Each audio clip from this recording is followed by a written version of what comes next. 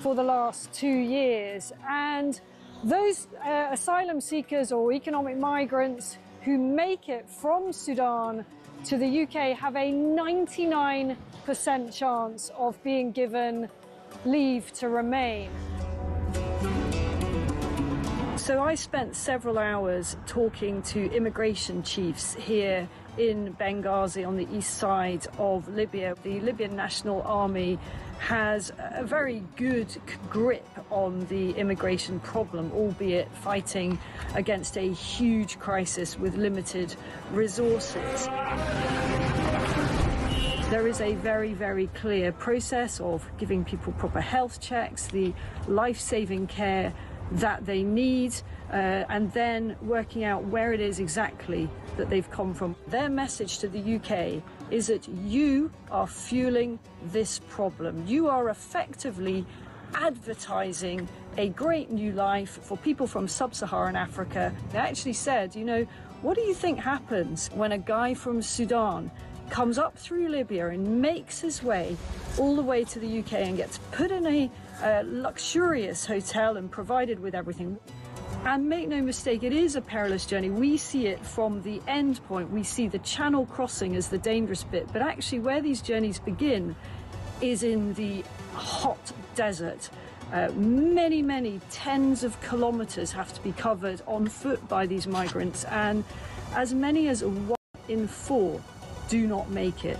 That means bodies in the desert. The Libyan authorities are having to recover bodies in the desert. About the UK and how much awareness. Please understand the scale of what we are dealing with here with very, very limited resources. Once again, you know, people come in from charities, from NGOs, they use warm words, and the authorities here told me the only thing that we ever get is maybe a few toothbrushes and some nappies for the babies.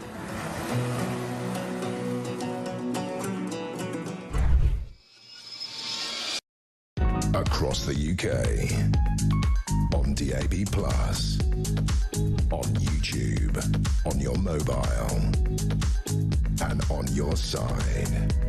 This is Talk.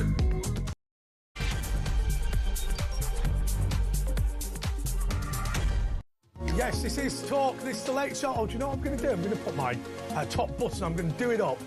Because we have got a great show for you today, and thank you so much for everyone who sent all your Christmas messages to me. There was about 3 or 4 of you, but nonetheless, I was very, very pleased. You can get in touch with the show, 03444 991000. Don't bother texting us. Just put in that phone number to WhatsApp, and then you can send us a voice message, and we will play the voice message out, assuming it has some form of taste and decency. OK. Right, we have got with us today, for the first part of the show at least, Charles Amos. Charles, how are you? I'm very well, thank you. You're looking beautiful, let me say to you. Thank you very much. You have an unusual styling. Why don't you describe it to some of the radio listeners? Tweed with a tie, I think, is the way I'd describe it. So you look like 1975 in reality. That's what most people say, yeah. Yes, OK. But anyway, Charles is somebody who comes up with a series of very, very interesting and I think thought-provoking views, and one of them was about lollipop ladies. Now, I do want to say one thing about lollipop ladies, which you believe we should abolish, because there's no point to them. It always worries me when a local council is cutting frontline services when a new administration comes in, because what that means is they've said, we need £2 million worth of savings, and the officers have decided not to put in any savings to management. What they do instead is come up with the most unacceptable, politically unacceptable savings, things like getting rid of community wardens, things like putting up council tax. Well, that's not saving, but you know what I mean. Yeah. And it worries me that Durham Council, which has been taken by reform, might not be in full control of their officers because of that. So I suppose, what do you think are the big things that should be cut in local government? Then we can talk about lollipop ladies. The big things that should be cut in local government are social care spending. That makes up about 50 to 60% of their expenditure. I would have backed Theresa May's dementia tax if I were in politics in 2017. In fact, I did, you know, as a student, and that would have shifted the burden of that expenditure from the state and local councils in particular to private individuals. But it's amazing, isn't it? One of the things that I found most egregious when I was in local government is the way that police have pulled out of policing, effectively, and the local authorities taken control of it. So in the council that I worked in, there was an antisocial behaviour unit, there was community wardens. The people patrolling the streets, if you like, were paid for by the local council. And that freed up the Thames Valley Police to focus on what they were really interested in, which was diversity training days and arresting people for nasty tweets. That's the reality of it, and I'm worried about that. It's ridiculous. Free speech should not be policed in this country, as you say. Absolutely. So tell us why lollipop ladies should be abolished. There's a £30 million cost to lollipop ladies, and there's only a £22 to £23 million benefit, meaning the net cost of lollipop ladies is £7 to £8 million. The state should not be funneling into money into things which are not advantageous to society at large. So it shouldn't be funding lollipop ladies. But most people, so what you're talking about is purely the number of people killed and injured on the roads. Yeah. A lot of people who are in favour of this, because we did try and do this segment last week, unfortunately there was all sorts of problems with Charles's internet connection. A lot of people have said, well, what about the community benefits? What about the fact that people... I don't know what I mean when I say this, but people feel like the lollipop lady is part of their community, and they feel the community itself would be diminished by the loss of that. There is definitely value to lollipop ladies outside of them possibly reducing the number of traffic fatalities. However, those benefits are private benefits. The feeling that you get from the lollipop lady is something that you can pay for yourself. So if people really want the lollipop ladies, they can pay for them themselves. You'd simply give them 50p or 10 pence and then they'd walk your child across the road. And perhaps you could have competing lollipop ladies on very, very busy routes. And that way you still get the community feel and you probably get the optimum amount of lollipop lady provision, which isn't always zero, but it's certainly not the level that we have today across the country. So you might get a BA lollipop lady and a Lufthansa lollipop lady sort of next to it. Absolutely. You could have sponsorship by Coca-Cola or Fanta or Haribo. All of these people could sponsor, or the parents could pay directly. And if all of the listeners and viewers are so in favour of lollipop ladies, and it appears that the vast majority of the population is, then they should be more than happy to pay voluntarily out of their own pocket. And if they don't, they're clearly not very sincere in saying that these lollipop ladies are very, very valuable. Yes. It's all about social signalling. Well, I do agree with that. People were all willing to sign up to say, don't shut my local post office, but none of them were willing to buy a Mars bar in one, yeah, which absolutely. would have kept them open. And I will say this, everybody's complained about lollipop ladies being abolished in Durham, but between 2010 and 2018, they were reduced in number by about 30%. If people were really against that diminishment in their number, they could have paid for their own ones privately, or indeed volunteered privately, as indeed my dad thought was the case for them already. But it's not actually the case. They're paid about £6,000 every year for the part-time work that they do. Yeah, I think it's a difficult thing. My question, which comes up time and time again on this show, so fundamentally, I think most people watching and listening believe in low tax, and whilst they won't necessarily agree with you, Charles, they'll understand the point you're making. But I think most people are watching and listening, and if you disagree with me, 03444991000, what they'll say is, I am currently paying punitive taxes. Yeah. Charles Amos would want to reduce those punitive taxes, and I understand that, and I'm with him. What actually will happen is that they will get rid of the lollipop ladies in Durham, and there will be no reduction in council tax. Yeah. So I will continue to pay the punitive taxes, but receive nothing that I want from it. But it will be lower council tax than they otherwise would pay. That is what the Durham councillors will no doubt say, and I think they would probably be right to say it. Council tax, certainly at a parish level, and I happen to be a parish councillor, keeps on going up and up because we've got these massively overinflated public sector salaries, which aren't determined by the councillors, I'll have you know. They're determined by negotiations between union officials and councillors at a national level, which results in ridiculous situations like the one we have today with public sector pensions for local government employees that are at 20%. The national average is 5%. The average in the finance industry, which is quite a well-paying industry, is 10%. So it's ridiculous that these people in local government are getting employer pension contributions of 20%. I know a local council that owned a shopping centre and had to give it to the pension fund. And so that big, you know, they say never get rid of the family silver, literally.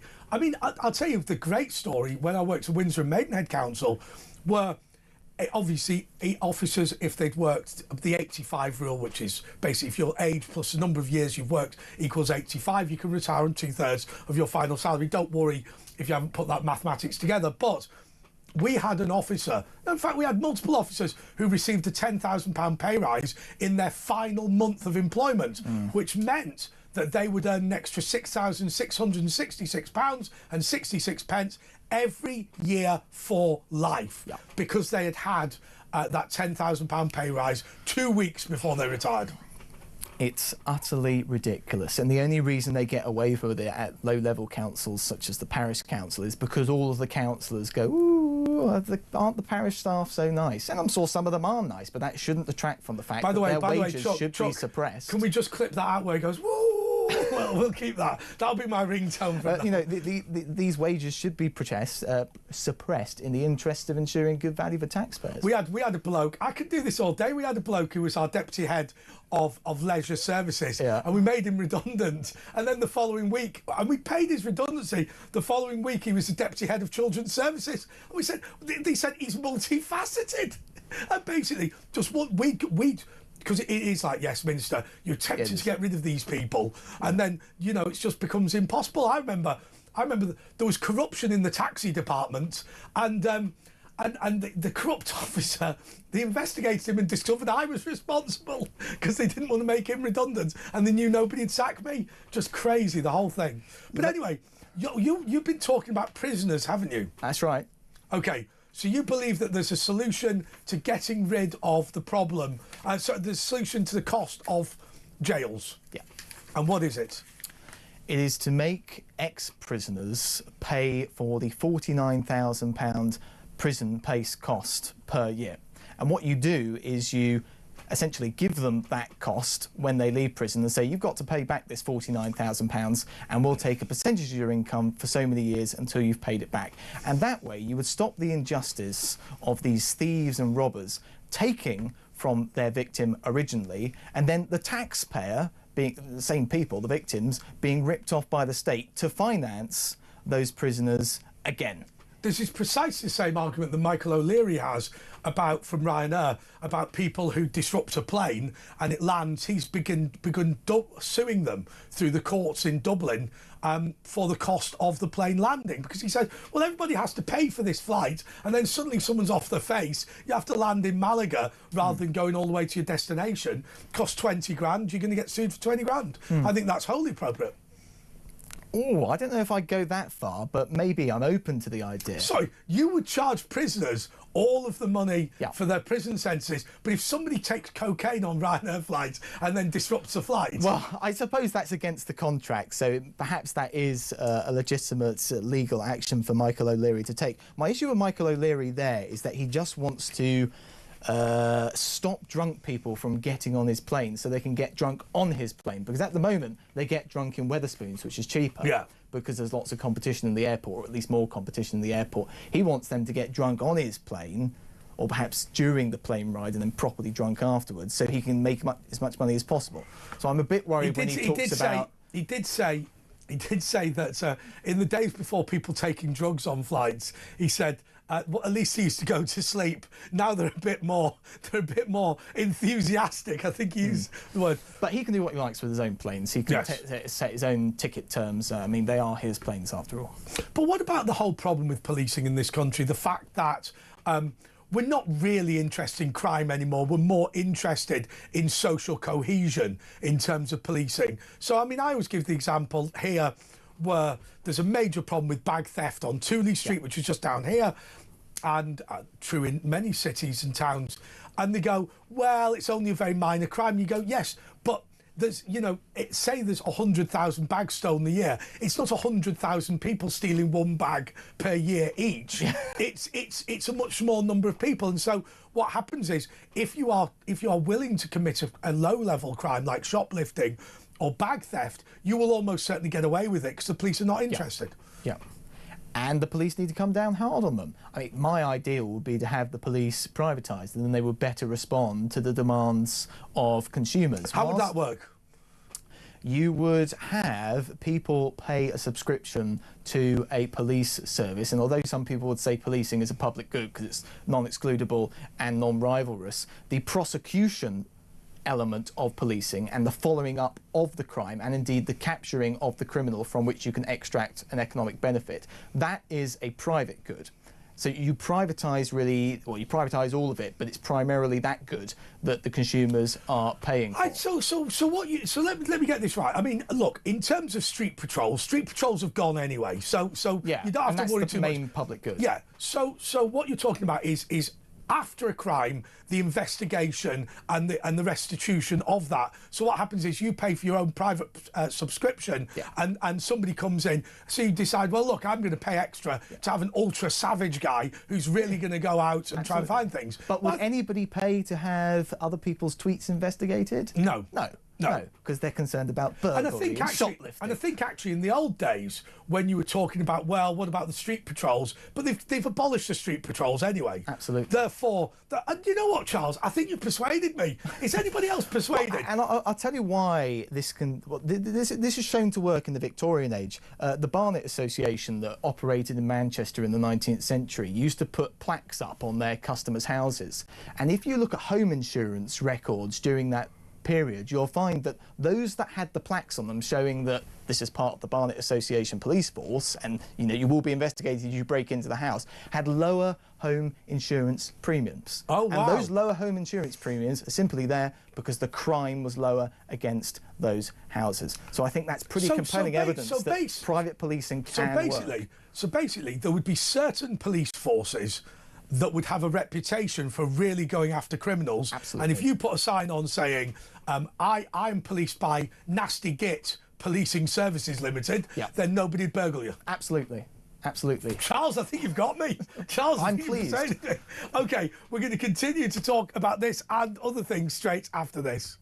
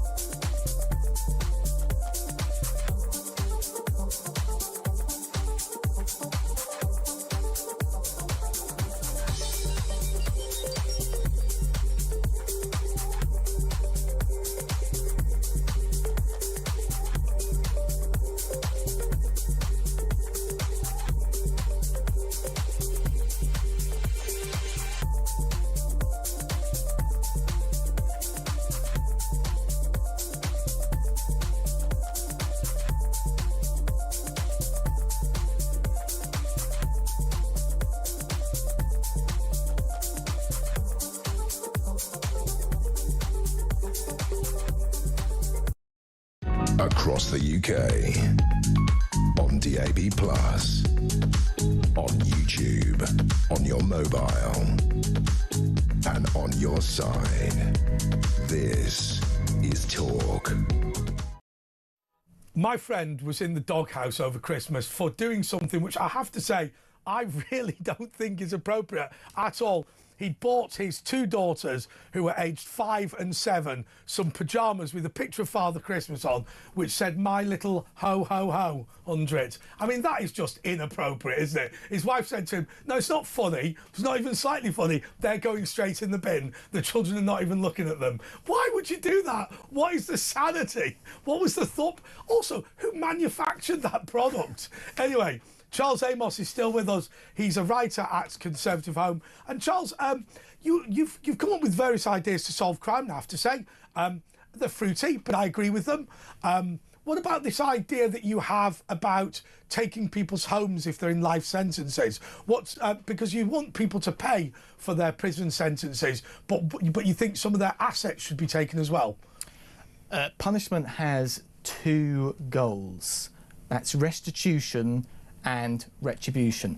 The restitution element is about making the victim whole again. If you've inflicted a great cost upon a victim, say by burning down their house or breaking into their home or chopping off their arm or stabbing them in the face, then you Interesting collection there, Charles. Then you should have to make them whole again. And one of the ways that can be done is by selling the perpetrator's home and then giving the victim all of the money. If you have your leg chopped off, that's a very, very large cost to you. And it shouldn't be the taxpayer that bears the burden. It should be the perpetrator, because they're the evil person that's conducted that crime. But isn't the part of the problem? Look, I genuinely do not believe that people in, say, Bangladesh have a greater propensity towards crime than people in Britain. What I believe is the reason that immigration has a greater level of crime is because you've got no skin in the game. It's not your community. You don't own the house there. You don't. It's not. I always say you wouldn't rob the sweet shop if your uncle owned it. And therefore, I believe that when you take a population from a different country and transplant them into Britain, they have less sense of community involvement and they're more likely to commit crime. And I suppose my point is, getting to my central point, you're going to throw somebody who owns their house out of their house. Would you throw somebody out of a council house as a punishment for committing crime? Yes, of course. Why? Because the taxpayer should not be subsidising the lifestyle of a criminal. The criminal should have to work to pay for his own housing, or more importantly, the housing that he's perhaps deprived his victim of. The taxpayer should not be supporting criminals in any way. Would you accept, or would you be willing to accept, say, 10,000 people thrown on the streets to beg because they are criminals? Absolutely.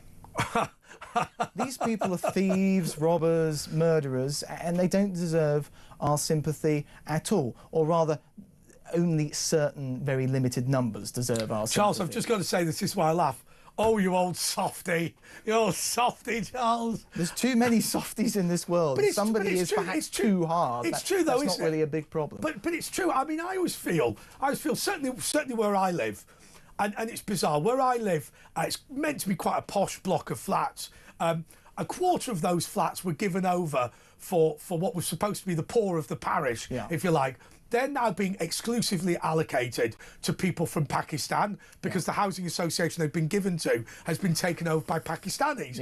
And it's amazing to think that people are paying an enormous amount of money to live in this place, and then other people are being given it based on the colour of their skin and their religion. And of course, when you bring people over, there is a high propensity of those people to commit crime. I'm not saying that that's because of their ethnic background. I'm saying it's because they're immigrants.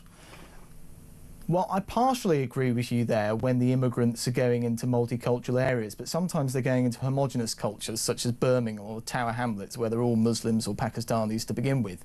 In those communities, they shouldn't actually commit more crime than you do, because they've got family all around. Well, perhaps if they just go there, it won't be a problem. What about this concept, talking of those, about the David Starkey concept of the tribal area? So, David Starkey came on the show and he said something which I thought was really interesting. He said Britain fundamentally is not multicultural. What happens is each national group moves to their own, if you like, tribal area. And he said what you're really doing is you're transporting people person by person from a village in Pakistan to, say, Nelson in Lancashire, which is now effectively becoming that village, but now in the UK. And I suppose my concern about that, and I'm sure this will happen in the end in Britain, is the same as in Yugoslavia. where those tribal areas will demand their own separate, well, they've got their own separate judicial system. They've got their own separate policing system. It's not entirely separate. Politics is operated in different ways, but they will start to look for more autonomy as a sort of two-state solution in the United Kingdom. As long as they're respecting the individual rights of people, that is their self-ownership and private property, I don't have an issue with them seeking more autonomy. I don't have an issue with Sharia law understood as a private system of law that people voluntarily subscribe to. If people want to run their Sharia courts, that's fine by me, as long as nobody's coerced into it. Charles, do me a favour. What I'm going to do is I'm just going to describe that to everyone and explain what Charles is talking about. John Major brought in this. It's private arbitration, isn't it? So if you and I decide that we are going to have our contract, whatever that contract is, arbitrated by this local synagogue, we're allowed to do that. So the Sharia courts are basically doing that. Although there's a question about how many people are coerced into them. Yes, it's women in male-dominated households that many people are going to say are coerced into Sharia law. And if they are genuinely coerced into Sharia law, I think people should put a stop to that. Yeah, I've got to say, I think there's some on crime and punishment that the Islamic world has got right. The idea, would you cut someone's hand off for stealing? I've said this before. No, I would not cut their hand you're off a communist. for stealing. I would not cut their hand off for stealing. Why? I think that's going too far. If you You are believe in castrating murderers? Voluntary chemical or voluntary castration of criminals. If you ask somebody to have their hand cut off, I reckon they'd say, oh, it's going to be £500,000 or £1 million, and not many criminals commit that much damage to their victims. Of course, if they do commit £2 to £3 to £4 million and say you could sell the hand for a very high price, then perhaps it would be warranted to cut off the hand. I'm not too sure about that, but you'd have to then sell the hand. That's the crucial point. But who would buy the hand? Somebody that needed a hand.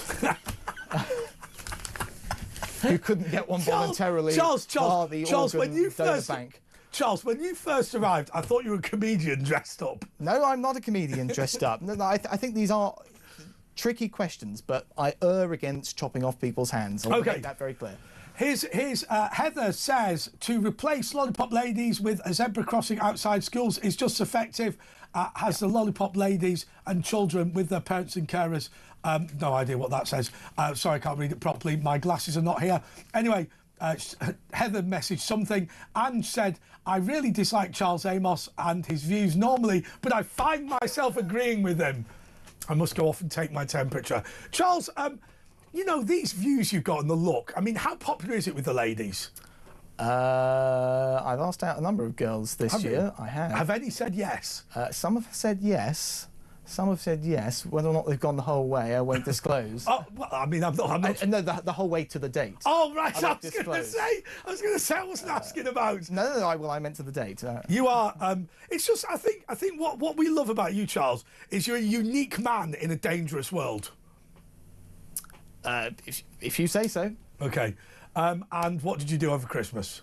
I spent time with the family and played with my brother's dog, Monty, the Bernese Mountain Dog.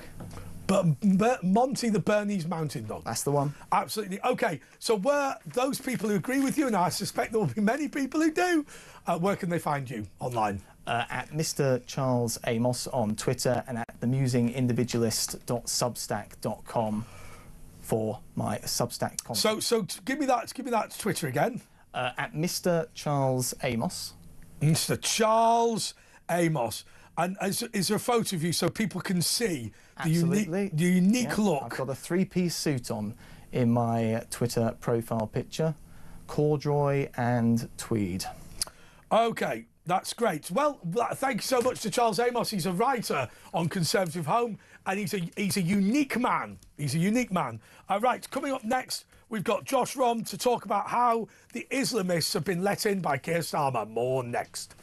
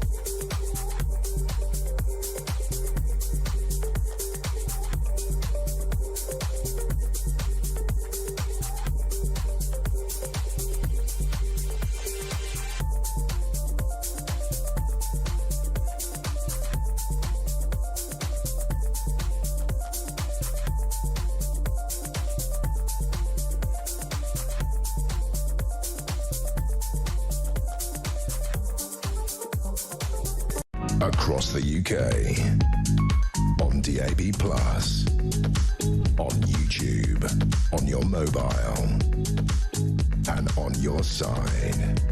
This is Talk. Charles Amos, I love him. He's just a thing of beauty, isn't he? OK, he's also 27, so a unique 1970s look. It's amazing the way people in the 70s looked a lot older. It must have been the styling.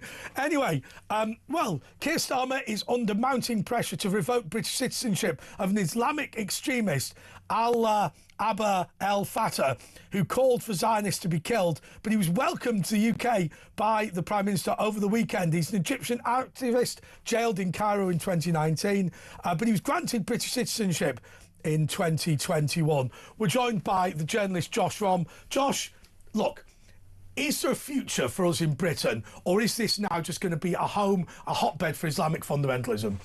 To be honest, I actually do not know the future of that, because, I mean, I can speak about people from my own community. More and more families in the Jewish community are moving to Israel, and actually during the war they were moving over there because some of them felt far more safe in a country, in a war zone, where they could actually be themselves freely, practice their religion freely, wear proudly symbols of their religion freely in public places, in public transport.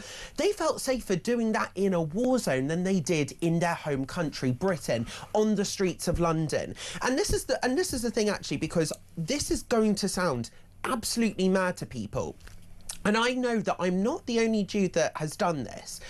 I genuinely, when I've gone around London, I've genuinely thought to myself, how many of you would like me dead? And I know full well that a fair number. Well, you're absolutely correct, and that is the sad reality of it. But that's the thing.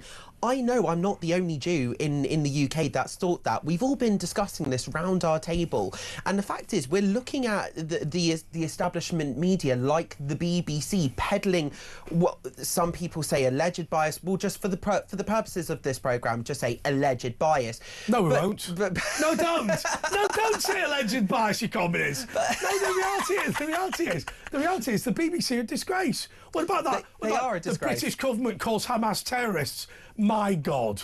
They didn't want to call Hamas terrorists. I mean, they didn't. And actually, what was so funny, actually, I'm going to try and find this article in the next break, but there was an article published over the Christmas period written by two of the religious affairs correspondents, both of whom had Muslim-sounding names, I think it's fair to say.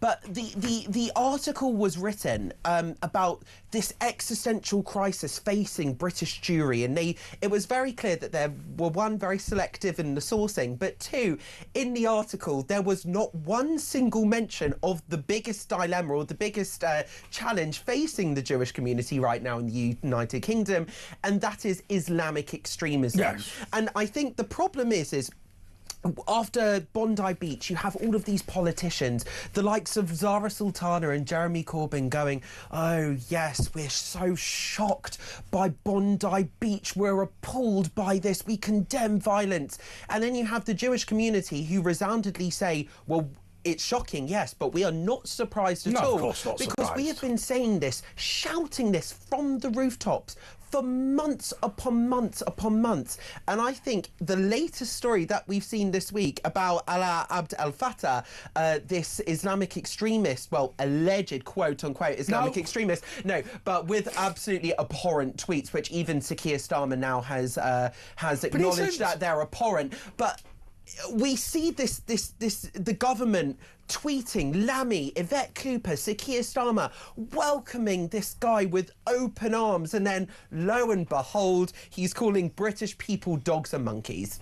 Why is anti-Semitism a price that's worth paying for the? Well, actually, let me put this a different way.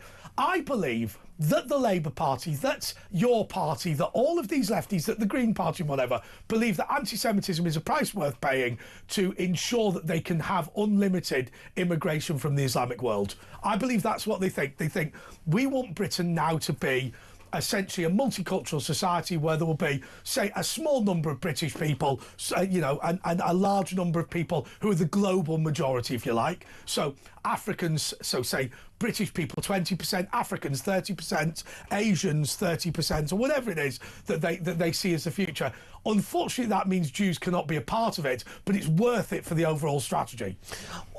But I don't know what that. I genuinely do not understand what they are, what the government is doing at any point in time currently. This is a government that is in complete and utter freefall, because it seems. Listen, I'm all for a U-turn if it's the correct U-turn, but there is no direction with this government whatsoever. There is such a lack of. But they trust. believe. There's no because you say, oh, they believe this, but do they actually? Because No, currently I see a government with no conviction. No, they believe that we are all citizens of the world. Nation states are of no value. Culture and history is of no value. The only reason that people, and I believe that people like Keir Starmer believe this, the only reason the Islamic State are beheading people is because they have been so unfairly treated by white people during colonial rule. And if we were able to free them to be themselves, they would suddenly become moderates. Now, I think anybody can tell you that's stupid. Thinking. Well, it's stupid, isn't it? It's utterly ludicrous. We gave... you know, once, I mean, you read all this from the 1970s. If only the Ayatollah Khomeini could defeat the Shah of Iran, just think of the way that socialism and Islam together could build a new utopia for the Iranian people. And of course, then when it didn't happen, everybody went, hey ho, never mind, we tried our best. And actually, Iran is actually a very good example of actually wishful thinking from the West, because the West probably did think, oh, well, because, you know, it's the Islamists and the socialists coming together right. and whatever, and they thought that there was going to be some sort of socialist sort of rule, but it obviously, well, the we Ayatollah know Khomeini just killed all the socialists. Exactly, and the fact is you had the Islamic extremist kind of jihadist sort of ideology kind of take over that whole entire country, now becoming a massive global threat. And actually, I think if Keir Starmer wants to believe this kind of globalist ideology, the fact of the matter is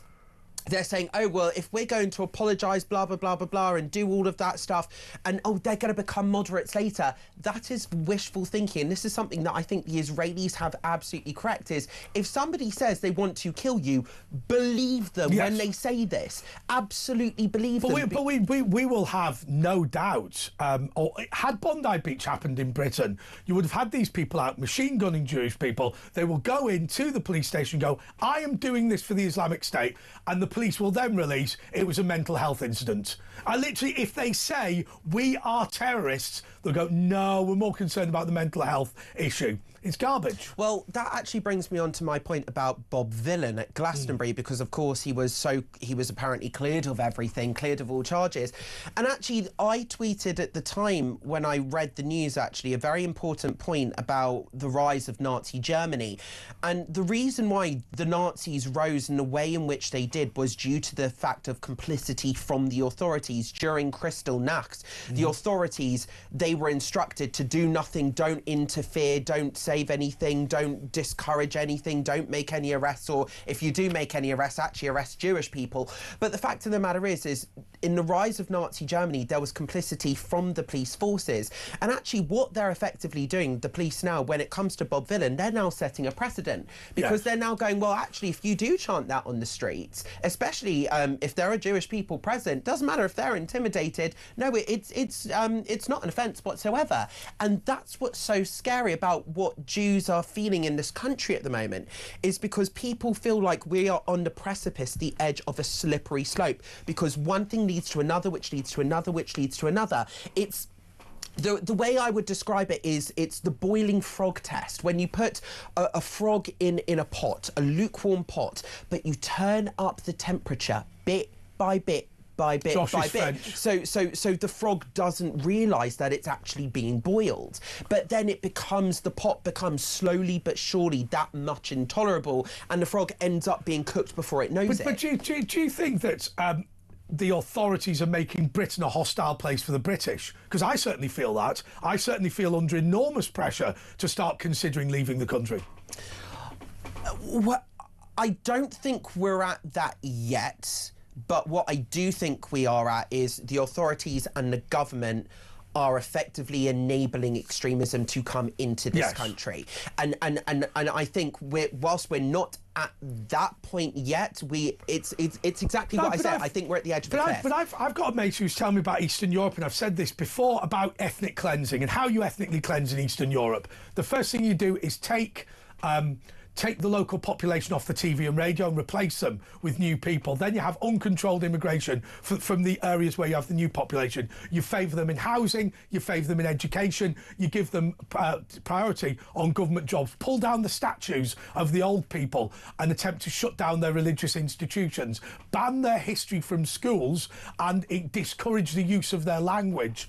And you start listening to all of this and you think, well, that is happening in Britain. Now, I'm not saying that there is a deliberate effort to ethnically cleanse the British out of Britain, because I don't think it's a deliberate effort, but certainly all of the facets of an ethnic cleansing policy that you might see in somewhere like Belarus is happening in Britain now.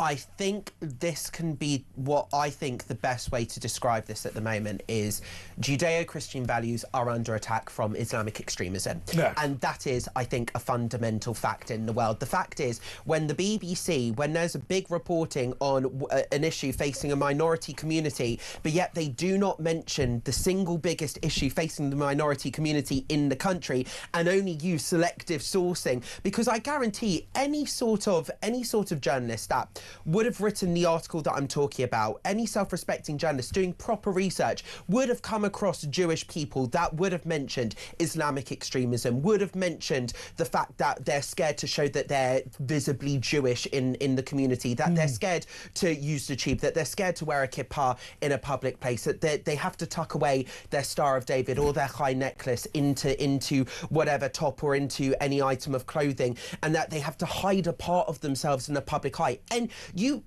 the majority of our community would be saying that, but yet the BBC do not want to report it for whatever reason. But Josh, I did this. I asked the Metropolitan Police. So they were talking about homophobic hate crime had decreased in London, but it increased in Tower Hamlets. So I tried I wonder why. Well, see, you say that, but I asked the Metropolitan Police the reason. They said they didn't know.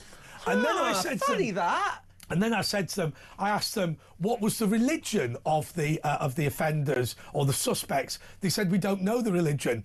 Then I said, well, what about the racial description of them? They said, we don't have that to hand. And I said, OK, how many of the perpetrators, those arrested or suspected, had any of the following names? And I put Mohammed, Iqbal, Khan, and put all those traditional Muslim names. They said, this is a vexatious request and we are never going to write to you again. So actually, the correct answer is everybody knows uncontrolled immigration from the Islamic world is why homophobic hate crime is increasing in Tower Hamlets. Everyone knows that. The police know that, but they will never tell you because they'd rather pretend. Exactly the same as with Aston Villa. Let me tell you what's happened with Aston Villa and Maccabi Tel Aviv. There is a tribal area which Aston Villa Football Club, Villa Park, is based in. That tribal area is increasingly asserting its sovereignty, and that is to say it already has its own separate court system, the Sharia courts. It already has its separate policing, which operates a slightly different way, and its own separate system of government, because they will elect people based on race and religion rather than based on political party, which is what we do. That tribal area does not allow Jewish people into it. Now, what has happened is that tribal area has asserted its sovereignty. This part of Aston no longer has Jewish people allowed. And what we've done is the police have simply pretended it had something to do with hooliganism. I think this is the thing, and I think the whole thing is disgraceful. And actually, I think that story in particular is not going to go away because we've seen the whole thing of the police forces effectively felt pressure from the pro-Gaza, the independent MP there. I do think, I think I would like to state this, I think religious fundamentalism, and it doesn't matter which religion it is, I think it's a terrible... Unless it's Catholic. Shush you. But I think religious fundamentalism, no matter where it comes from, and I include my religion in that, I include religious Judaism there, fundamentalist Judaism as well, is I don't think it's a good thing for any sort of liberal democracy. I think, because if people would ask me this as well, if they would say, okay, but if you're talking about that and talking about the exact thing that what you were saying about religious courts, sovereignty, their own police forces, their own morality, whatever, and that people ask, well, you speak about that, how would you feel about it if it was turned around on Jewish people? And I would say, I would fundamentally disagree with that. If I wanted that, if a Jew wanted that, I would say, go move to Israel. Go move to Israel, move to Meir Sharim in Jerusalem, where you can find the ultra-religious communities and all of that sort of stuff. Go over there if you want it. This is Britain. And actually, I think what Kemi Badenoch wrote in today's Mail about Ala Abda El Fattah, talking about British citizenship, it's not just about holding a British passport. It is about subscribing to British values, to Judeo-Christian values. How many people? But presumably now, I mean, look, we've got a Labour Party. The party of government is anti-Semitic. Surely anti-Semitism should be considered to be a British value now, because of the number of people in this country who are anti-Semitic. Our government is anti-Semitic. We favour immigration for people who can demonstrate they're anti-Semitic. Surely we should list that as a British value. Incendiary. But it's true though, isn't it? I mean, you make a very good point in that way, but that is what the thing is. The government, this is the problem with the government, is at least with your party, you know exactly where they stand. They say they're an anti-Zionist party for all intents and purposes. You look at them, you look at Zara Sultani and the pro-Gaza independent MPs, and you go, you're just a bunch of anti-Semites for the purposes of this programme, allegedly, but let's be honest. But this is the thing with the Labour Party, is they say, oh no, we're not anti-Semitic at all. We love Jewish people. You know, Israel is still very much our ally, but their actions don't align with that whatsoever. And this is the problem, and this is what gets me after the reaction after Bondi and after Manchester, what we saw at the Heaton Park Synagogue, is that, you know, there's all of this faux outrage, this faux shock, this, oh my God, I'm so shocked, I'm so appalled, how can this happen, how could we let this happen? But the fact of the matter is the actions of the government don't align with that. So it's one of the, so Sir Keir Starmer and all of the community and all of the government are trying to say, no, we're actually friends of Jews. Jews are of course welcome in Britain. Oh yes, well, come along, some sort of Islamic extremist that was only given British citizenship actually in 2021. And let's be honest, actually, the Tories are actually just as much as fault for this Islamic extremist coming into this country as Labour is. OK, we're going to be back in a couple of moments, but before we do, it's interesting that they've now started circulating the New Year's honours list, and as usual, nothing for Christopher Biggins, perceived to be a right-winger, and is deliberately kept off the list for political reasons, despite an entire career in show business. Don't worry, we'll get there in the end. More next.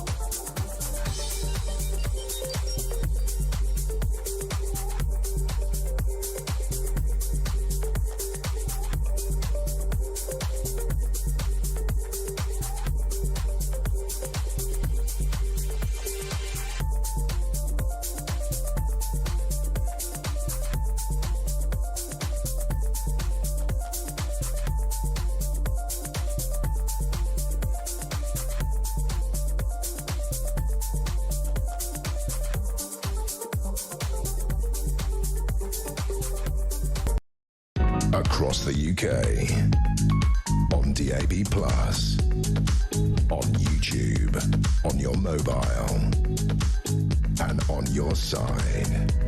This is Talk. Yes, this is The Late Show with Andre Walker, and Josh Rom is a journalist. He's co-hosting for this part of the show.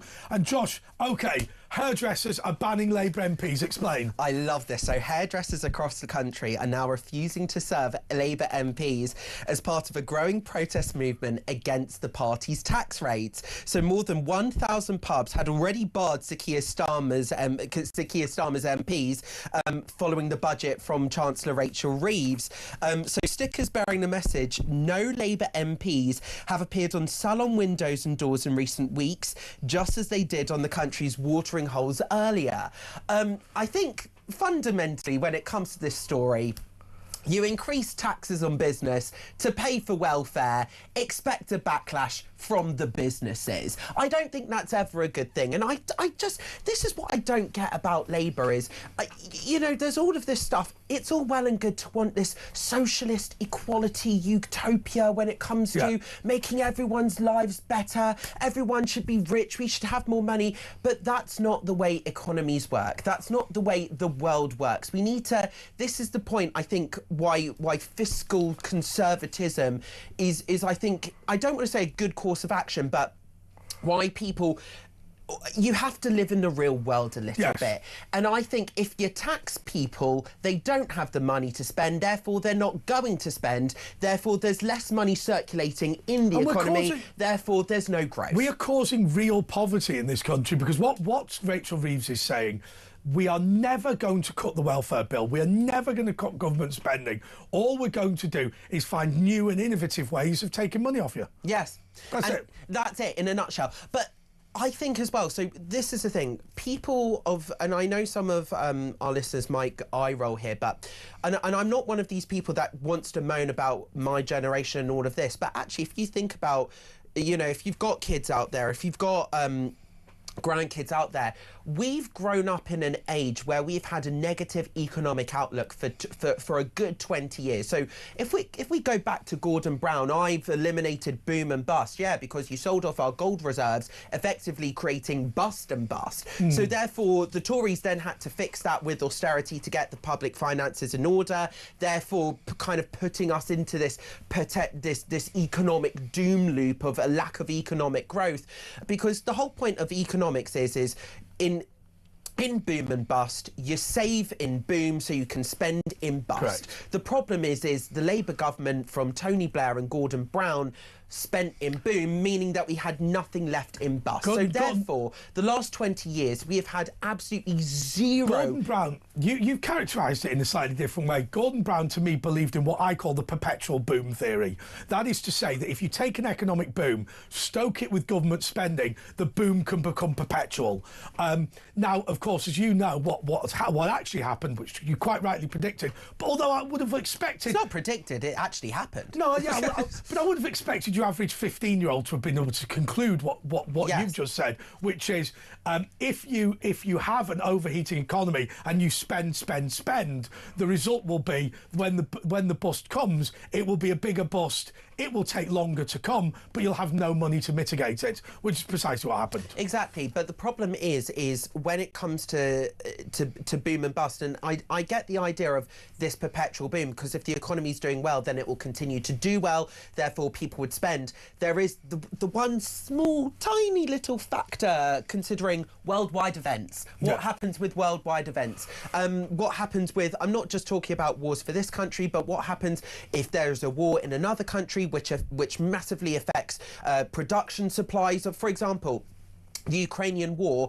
massively impacted the UK car industry because a lot of the microchips that are put in UK cars were made in Ukraine, and so therefore not just the UK and Europe, then had to divert their supply chains in order to mitigate the losses. So therefore, when it comes to stuff like that, big worldwide events such as wars, let alone a worldwide economic recession and a massive collapse in global banking. But when you have, for example, wars like that, that does affect supply issues, which of course supply and demand, the equilibriums across the board change. So all of those sorts of stuff will have an effect on an economy, regardless of whether it's booming internally. And that's something that actually, because Gordon Brown was kind of thought to be quite a smart chancellor when he was chancellor, but when he was prime minister, it went kind of downhill. The problem is it's all well and good wanting a perpetual boom theory, but you have to think about the global impact of that and what will actually happen on a global stage. And you can't just rely on your internal economic data. Now, can I tell you my Ukrainian economic joke, which featured on the TV series Chernobyl? Go for it. Right. We can all participate. What machine is the size of a house, takes 40 gallons of fuel a minute, and pumps out an enormous amount of smoke and cuts an apple into 4 pieces? What? A Soviet machine designed to cut an apple into 5 pieces.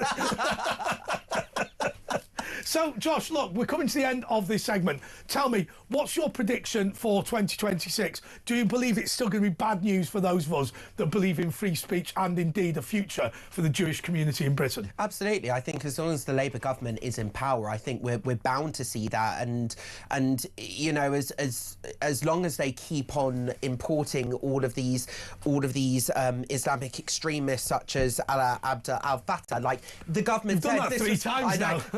This was the government said this was our top priority. Well, I think it says a lot about the priority about the government if that is one of your top priorities. But I think what needs to happen as well with the country's discourse is, for example, I don't want to go into showbiz mode, but for example, Ryland Clark got himself into a bit of a controversial moment this year, talking about immigration on This Morning. And actually, I don't think the news discourse, we need to separate legal migration from illegal immigration. And I think, you know, because I think when it came to the Brexit conversation back in the day, people just wanted to go immigration, immigration, immigration. And whilst, yes, there is an absolute argument for controlling our borders, having sovereignty, which is what I think a lot of people voted for. You know, when it comes to legal migration, when it comes to people from Europe who have Judeo-Christian values, who subscribe to Judeo-Christian values, who want to come to this country, contribute to the economy, contribute to society, subscribe to British values, want to make better lives for themselves whilst contributing to the economy, that is, I think, we need to have a differentiation between when we talk about that and when we talk about illegal immigration. Because yes, illegal immigration is a massive problem. Okay, well, by the way, my dad's prediction for 2026 is that the government's going to admit that Shamima Begum is back in the UK and has been for ages, and there's been an injunction on it in order to stop it being publicised. That's his theory. That's his theory. We shall see if that's true. Josh Rodham, the journalist, thank you so much. We're going to have our press preview just coming up in a couple of moments. 0344 499 1000 is the number to call. Back in a mo.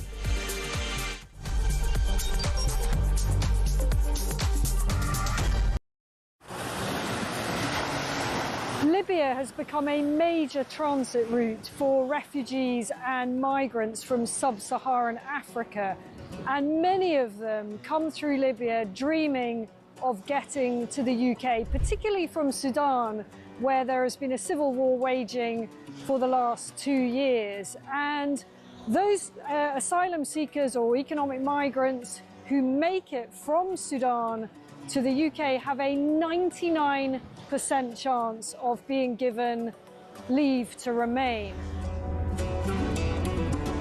So I spent several hours talking to immigration chiefs here in Benghazi on the east side of Libya. The Libyan National Army has a very good grip on the immigration problem, albeit fighting against a huge crisis with limited resources. There is a very, very clear process of giving people proper health checks, the life-saving care that they need, and then working out where it is exactly that they've come from. Their message to the UK is that you are fueling this problem. You are effectively advertising a great new life for people from sub-Saharan Africa. They actually said, you know, what do you think happens when a guy from Sudan comes up through Libya and makes his way all the way to the UK and gets put in a luxurious hotel and provided with everything? And make no mistake, it is a perilous journey. We see it from the end point. We see the Channel crossing as the dangerous bit, but actually where these journeys begin is in the hot desert. Many tens of kilometers have to be covered on foot by these migrants, and as many as 1 in 4 do not make it. That means bodies in the desert. The Libyan authorities are having to recover bodies in the... Across the UK, on DAB+, on YouTube, on your mobile, and on your side. This is Talk.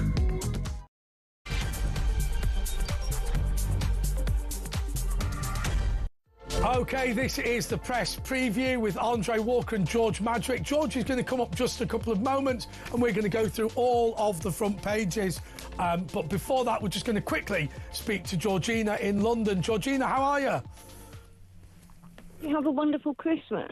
I didn't know. I just sat in on my own. Oh, sweetie, you should have come to us for dinner. We'd have loved to have you. Listen, it's only a quick call just to say, with these prisons all overrun with prisoners at the moment, for a starter for 10, shouldn't we start sending these foreign nationals back to where they came from? That would be a good start to get some people out of our prisons and also to save the taxpayers some cash. Yes, absolutely right. Absolutely right. We are too willing to fund people in our country who shouldn't be here.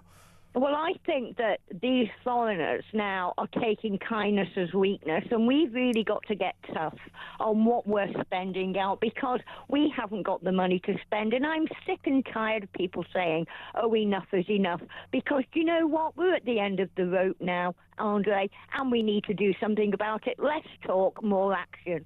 Yeah, absolutely right. And what did you do over Christmas? I did a lot of cooking. I've done a lot of tidying. I've done a lot of entertaining. My children did come and see me over Christmas. And what sort of entertaining?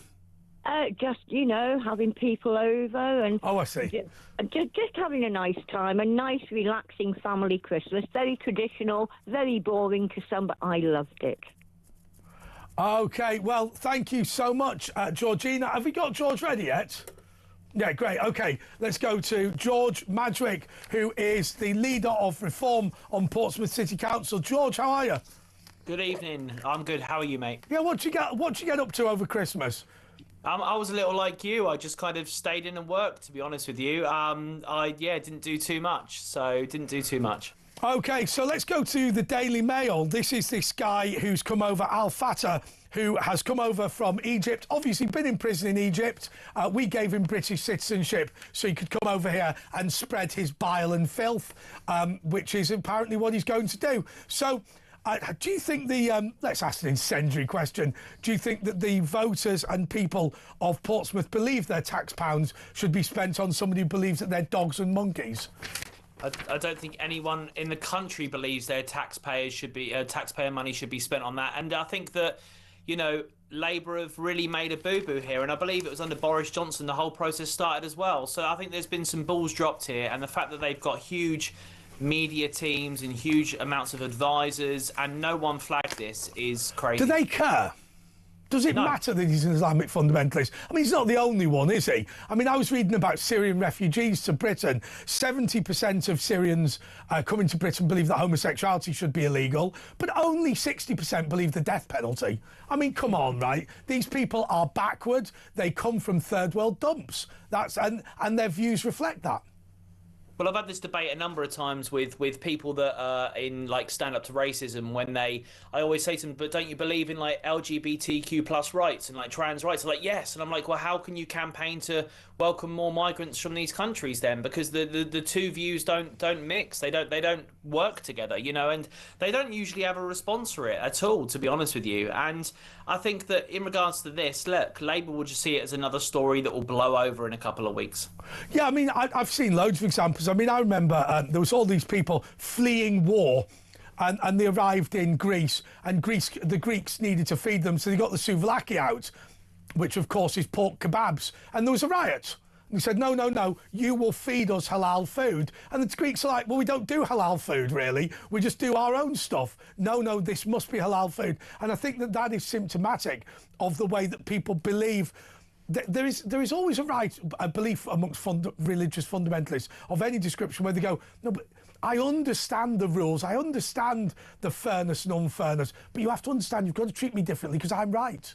Yeah, and it's always the way. They expect different treatment. And this is where I think the debate always comes in about cultures and the fact that, like, some cultures just don't mix together very well. And that's nothing to say that one culture is right and one culture is wrong, but they don't mix together very well. And I think we see that when there is such mass migration across different continents and different religions and beliefs and cultures, and where they do simply clash. I remember back in the day where all supermarkets used to have a halal section, but now it's basically all halal, and you have to keep an eye out for the non-halal stuff. Yes. It's become kind of normalised over here completely, and I know there's a big campaign against it, of course. Although I've got a friend of mine who said his son Sadiq looked at him as Richmond sausages came on the TV, and he went, why don't we eat them at home? And his dad went, well, we just don't have them. He goes, I have them all the time at school. And he went, just don't tell your mum. It's fine, it's fine. Now look, this Anthony Joshua, right, this crash, obviously awful that there's been this car crash. Did you see that bogus fight with Jake Paul? I mean, I've got to say to you, I worry very greatly about Jake Paul being prosecuted for this, because there are people betting on these fights as if they're real. Yeah, I think the Mike Tyson one was even worse. I think we all know that was absolutely set up. There's been multiple pieces of footage where you see Mike Tyson have a clean shot and pull his hand back when it was about to connect. You know, I think that, you know, they need to be shown for what they are, and that's entertainment television, you know. And if that's what they are, entertainment television, fine, but call it what it is. Don't allow people to just bet on it and waste their money on it. What apparently happens is Jake Paul puts his tongue out when he says, I'm actually injured, hold back. And he did that with... Although Mike Tyson didn't even pretend, did he? Mike Tyson... And then somebody leaked the script. But I suppose it's similar to... I don't know if you're the same age as me, I'm 46. We used to watch the American wrestling, you know, the sort of put your hand on his head, punch your own hand and sort of stamp on the floor. Yeah, I remember that. Macho Man, Randy Savage. Randy Savage, yeah. Jake the Snake, yeah. I've got to say, the Macho Man Randy Savage has now sadly died from drug abuse. But when you look at him with the wild eyes and all this, he looks. You could tell that he was high as a kite. Yeah, and I think, look, you know, Logan Paul, Jake's brother, is into WWE, and I think a lot of what they do is entertainment television. Look, they got a massive payday, right? But I think if your fundamental point is should it be credible for sports betting, then I think the answer is simply no. You know, and to be fair, I think the whole world was applauding when Anthony Joshua got that punch on him and he went down hard, and it looked like he got pretty badly injured as well. So, well, you would do. I mean, if you're not a professional boxer and you take on a professional boxer, and there's going to be that moment, it's exactly the same as what. Is his name? Is it Michael Jordan Jr. who played Creed, the younger one? Anyway, yes. It doesn't really matter. Yeah. But he said to Sylvester Stallone, "What's it going to be? What's going to happen when Tony Bellows punches me?" And he said, "Well, you know, it'd be quite bad." But he said, "Oh, I reckon I'll be all right." Blooming thumps him. Of course, you go out cold because these guys are hard as nails. Yeah, I mean, look, they train their entire life for punching, right? For that knockout punch, you know, and it's not like a once a week job. They do this every minute of every day. They live and breathe it, and they're conditioned as well. You know, they can take a punch, not just give it. And I think, you know, look, kudos to Jake Paul for stepping in the ring with Anthony Joshua. He's a much braver man than I am. I wouldn't be doing that. I'll tell you what, they say this is like talkSPORT. I remember I went to Blackpool, and they had this whole who can survive 2 rounds with a wrestler. right? And they said if you survive 1 round, you get 50 quid, 2 rounds, you get 100, but you have to sign an insurance disclaimer. I thought, I've got no way am I doing that. And one bloke stood up for the crowd, and I can't believe he did this. He went, I'll take on the, and then he used the P word. Right, so one of the crowd now is taking on a professional wrestler who is Asian, and he's going, I'll take on the P. Right, well, that's going to end well, isn't it? That's going to end well. Here, this bloke, he signed an insurance disclaimer. I'll tell you what, they stretching him off. It was absolutely horrendous. But I thought to myself, well, look, you're taking on the bloke who's a professional and you've racially abused him at the start of the match. That's not going to be particularly good. OK. 1 in 3 people, this is the front page of The Guardian, believe that Britishness is dependent on you being born in Britain. I don't think that I am on that page, George. I'll tell you what I'm on the page of. I think you have to be culturally British, and I think there are now a number of things. I think there are people who are born in Britain. I think there are people who have a British passport, and then I think there are people who are actually British. And I think that there's a combination there. I mean, as an example, I've got a friend of mine who's in the military who was born in Jamaica, who I think of as completely British because of a couple of reasons. Number one, obviously serves in the British Army, which is a big thing. But Jamaica culturally is not that different to Britain. I appreciate it has different challenges, but fundamentally, a lot of the legal system, the judicial system, the language are all very similar. So I've got that. And the fact, obviously, he lives in Britain is and the British passport is slightly less important. So I'm going to say I don't agree that you have to be born in Britain to be British. But conversely, I believe there are plenty of people born in Britain who aren't British at all. Yeah, I think that's a really good explanation of it, because I kind of have felt the same way.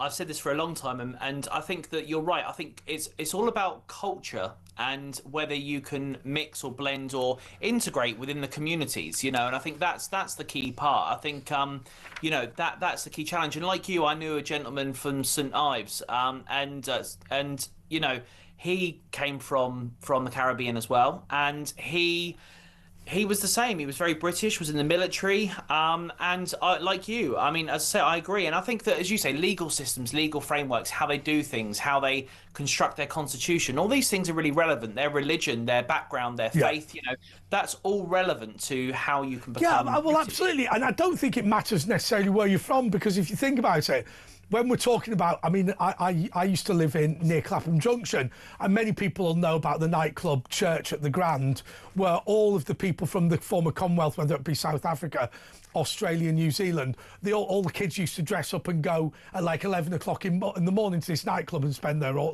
all day there. They felt to me to be incredibly British as well. And so I think, you know, whereas somebody who's from nearer, perhaps, than Australia. I mean, everywhere's nearer than Australia, isn't it? But those people don't feel like they can ever be British. I look at people who are from the Afghan community, you know, even when they're born in Britain, they don't feel terribly integrated at all.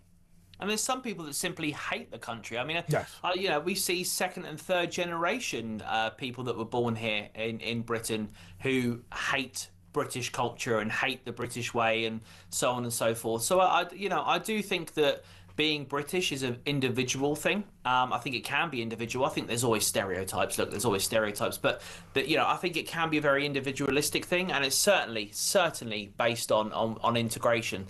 And you know, somebody can be born in Britain but not feel British. We hear that a lot. We hear that a lot where people say, I'm African, I'm Jamaican, I'm this people, and that's fine, you know, if that's how they feel. But like, you know, I think that's where this whole British thing really kind of is a misnomer. It's a very nuanced term, isn't it? Really, it's a really nuanced term. I think that. But if you look at somebody who comes to Britain to visit his relatives, like my mate, age 16, and goes into the Army recruitment office, which you can do as a Commonwealth citizen, by the way, and joined the British Army. You look at that person, how easy they will find to integrate, compared to my grandmother, who came to Britain as a teenager from Greece, not being able to speak the language. And there's no doubt that when you say, OK, the Jamaican guy's black and what? The Greek woman is white, well, Mediterranean. And actually, it would still be easier for him to integrate. So it's not about the colour of his skin or indeed the geographic distance to the United Kingdom. It's about culture. Yeah, absolutely. And I think that a lot of people kind of focus on skin colour, skin pigmentation colour, and I think that's really irrelevant in my opinion. I don't really understand why that's a relevant factor when you're describing yourself. I think where race becomes important for me, I think is the way that we as a country used to be much more interested in class than we were in race, but now I believe people who believe in a socialist utopia, their view now is that the only way we can divide up the country in order to create a socialist country is to divide people on racial and ethnic grounds. And so I believe that the whole idea of attempting to divide us on race and ethnicity is a trick of the political left in order to ensure that our country can turn on itself and a sort of Bolshevik revolution can happen. I know that sounds ludicrous, but that is what these people actually believe in. It's not ludicrous. The people that bring up race the most often are the people on the left. You know, I've had many comments and conversations where I've not even mentioned somebody's race, and all of a sudden they bring it into the conversation as a relevant factor when it's not even a determining factor in the original debate. So yeah, the people on the left do stereotypically quite often bring up race as a major factor. So you are completely correct. Absolutely. OK, George, let's go to a break. This is the press preview with Andre Walker and George Madgwick, and we'll be back just in a mo.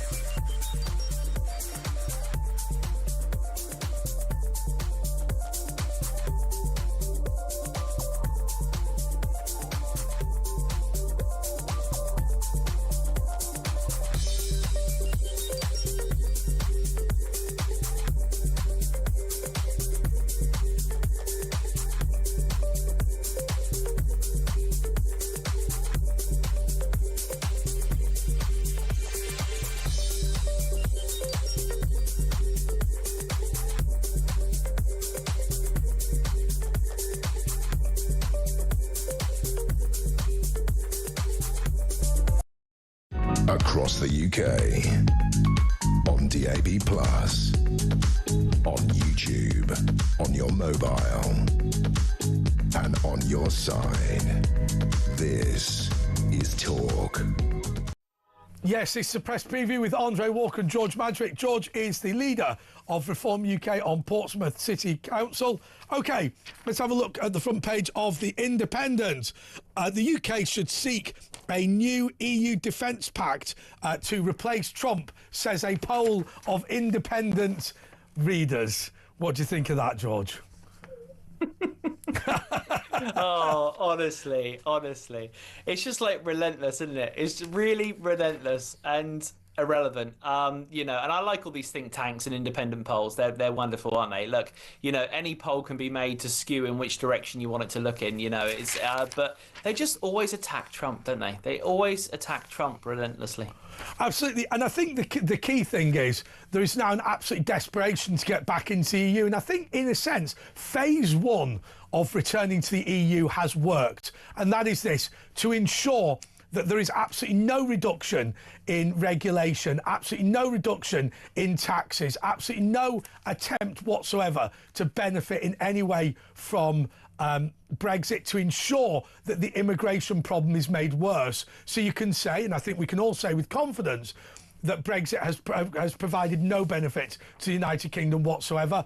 All of those things that you could have done, cut regulation, cut immigration, cut tax, none of them have happened. And the moral of the story, George, is this: by the establishment, well, you tried it. I know you wanted it. Pat, pat, pat on the head. You wanted Brexit, but now you've got to admit it doesn't really work, does it? Whereas my argument is very, very simple. What we've got to do now is elect a government who is willing to capitalise on the fact that we are an independent country. Until we do that, the whole thing, it's not a waste of time, because your independence remains something that exists even if you don't use it. But you'll not benefit from it in any meaningful sense. No, I mean, I always said back then, this is way before I was ever in politics, because I only got into politics in 2020, but way before I was ever in politics, I said back then that when the EU referendum was won, they should have put Nigel Farage in the House of Lords on day one, if they were sensible, and they should have made him the Brexit secretary, because they should have put the person that spearheaded the movement and the person that's so passionate about it and educated about it and has lived and breathed the European Parliament system for decades. They should have put him in charge of that position, because then if it did fail, they could say, well, look, the best guy for the job was there and it failed. But what they haven't done is they haven't given or elected a leader that, in my opinion, has ever truly believed in Brexit. I mean, Boris, I know, went on this pedestal of I believe in Brexit, but you've got to remember, he's the man that wrote 2 letters, one for Remain and one for Brexit. You know, Theresa May, we know, wasn't for Brexit. David Cameron resigned because of it. You know, now we've got a Labour government where Keir Starmer was very vocal about pro-Brexit stuff. So, well, I mean, in the United States of America, what Keir Starmer did would have been a serious criminal offence. That is it's not a criminal offence in Britain, by the way, but that is to go to the EU and negotiate in order to undermine the British government's efforts with the Brexit deal. Whatever you say about Theresa May, you had Bercow, you had Starmer, you had Corbyn, all going over to Jean-Claude, what was his name? Juncker. No, the Brexit negotiator, Michel Barnier. They had all of them going over to Michel Barnier and saying, look, we think we can keep Britain in the EU. Just give her a terrible, terrible, terrible deal. And whatever you think about Theresa May, she had to wade through that. In America, if you are an American national and you negotiate with a foreign government against the wishes of the government of the country, you will go to prison. It should be a law here. Yeah, no, I don't disagree with that at all. And I think that it was set up to fail from day one.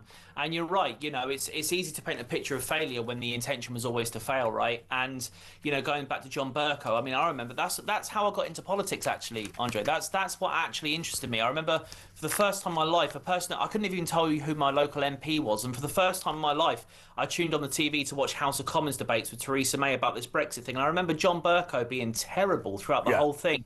He was so clearly skewed. He wasn't independent in any capacity like you're meant to be as a speaker. You know, it was very obvious what he was doing. I know. Right. I've known John Bercow since I was 18. I mean, obviously, I don't speak to him now. We've not formally fallen out or anything, but I'm telling you that rumour that went round that he was trying to get Labour MPs to get a Rainbow Coalition to put himself in as Prime Minister to negotiate Brexit. If you know Bercow, you know that story's true. That what he was trying to do was use his position as Speaker of the House of Commons to undermine the British government and take over. There's no doubt that is straight up Bercow Street. Now, I'm not saying people took it seriously, but he will have been trying to do that. In his mind, that will have been the solution.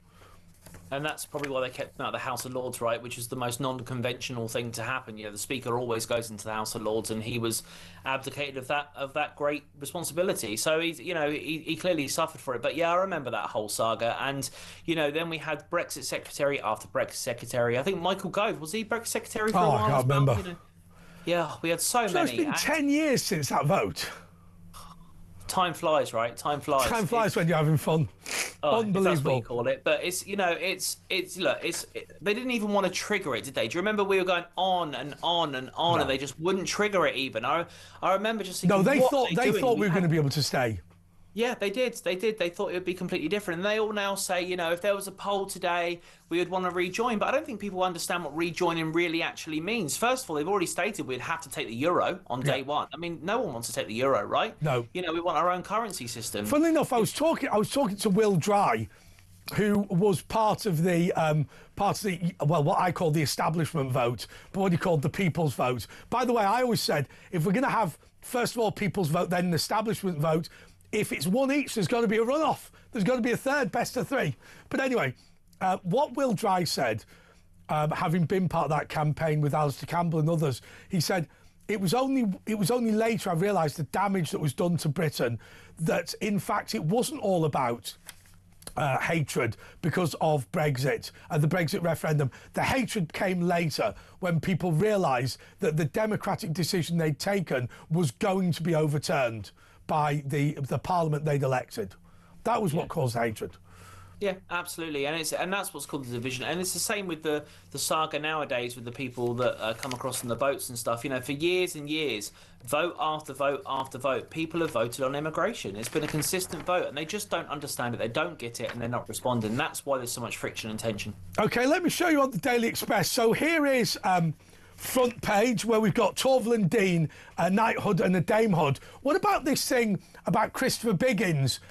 Who's worked his entire life in the entertainment business, widely believed to have not received an honour on the grounds that he's considered to be either a Conservative or a Reform supporter. Are we worried about the politicisation of these honours? Because we saw that Nigel Farage didn't get an honour. We've seen no councillors from Reform get an honour, although it is early days. And I don't know what the political views of Christopher Biggins are, but it is perceived, because he arrives on the other place, that he is that he's not got an honour for that reason. Yeah, I mean, it's potentially true. I mean, Reform don't get much, right? We don't even get a position in the House of Lords. I mean, to be fair to the Conservatives, and I very rarely say anything good about them, but they did say that Reform should start getting some seats in the House of Lords, because it's not proportionate. You know, I think it definitely is in system. If you know the right people in government, you can get a nomination. I've known that very early on, because I spent quite a lot of time at the LGA, the Local Government Association, which is very exciting. But they often spoke to the correct ministers to get certain civil servants and certain people. Oh, yes. Honours. Oh, and yes. stuff. The James Whale MBE was very simply, and you know, I didn't admit this at the time because it sounded like I'd done something untoward, which of course I hadn't. I saw Paul Scully, the minister responsible, downstairs in the green room, and I went, "Oi, 50 years in show business, why has James Whale never got an MBE?" And he went, "I don't know, why hasn't he?" I went, "Well, I don't know either." He went, "Have you nominated him?" I went, "Right, I'm nominating him now." And he said, "Right, I'll do it then." And he just emailed his private secretary. I mean, it was quite easy with James Whale because it was fairly obvious that he was very much entitled, but there was no paperwork ever done. I just told the guy to get him an MBE, and that was the end of it. But Biggins is in the same position as well. But I just worry. I'll tell you why I worry. There's a very, very well-known, oh God, this is going to be obvious. There's a very, very well-known person who is perceived to be right-wing, who had a CBE for his services to history and television over the years, where they tried to take it off him for some of his right-wing comments. And I worry now that particular part, which is the Honours Secretariat, because I guarantee the lefties will have taken that over. That will be one of the first targets, the Honours Secretariat, because it'll be like, look, let's just make sure we can get all of our mates whatever they want. Yeah, and it's the same with the House of Lords, isn't it? Yeah. As I said, the both of them are very much similar, to be fair. I think the Lords is an extension almost of the honour system. You know, Yes. You get rewarded for being in the right circles. You know, sometimes, of course, it is your recognition of service to a certain industry, and that's the way it should be. But certainly, if you are in the right circles, in the right clique, I mean, we know that we had people in their young 30s get in the House of Lords just a couple of years ago, you know, who have done some work for different people. So, you know, Although I had some time for that. I'll tell you what I had some time for when Plaid Cymru put a 29-year-old in the House of Lords. I'll tell you what I thought. I thought, you know, I've got a number of friends of mine who got peerages, and they're going, well, we don't deserve it. No. The House of Lords is not titans anymore. It's not the greatest and the good of the country. It's basically your old lags from the Labour Club and people like that. You know, what was it, 250 Liberal Democrats put in by David Cameron. David Cameron appointed more people to the House of Lords than Henry VIII, Elizabeth I and King Edward combined. It's not even close, actually. You could put Mary in there, Jane Grey in. In fact, I bet you could say, yes, in fact, I'll get this statistic. I think David Cameron put more people into House of Lords than the Tudor and Stuart dynasties combined. I say that because in wholly unrelated news, David Starkey said that the statistic I came up with was wrong because there were only about 50 or 60 peers at the time and there are now 800 or whatever. It's ludicrous. There's so many and you can't even fit them. I mean, I don't know if you've been into the chamber, Andre, but it's not big enough for 800 people. If they ever had 800 people turn up, they wouldn't be able to get them in, you know. Which is lucky because that never happens. Never happens. But I remember speaking to a Liberal Democrat once and I said, what was the argument in favour of giving Dee Ducey a peerage? And I've got nothing against Dee. In fact, when I worked at London City Hall, we got on reasonably well. They said, well, we needed her seat on the London Assembly, so we said to her, if you give up your seat on the London Assembly, we'll give you a seat in the House of Lords. Hang on a second, what are we talking about here? We are talking about giving up a seat on the county council, effectively, in exchange for a seat in the House of Lords. That's how many seats the Liberal Democrats had in the House of Lords. I remember a Tory minister standing up, a Tory backbencher standing up and going, will my noble friend tell me if he knows of any Liberal Democrats who haven't been given a peerage by this government? And the minister stands up and goes, I personally don't know any Liberal Democrats that have not received a peerage, and sat down. I mean, extraordinary. Extraordinary. So you keen on the Lionesses getting their honours?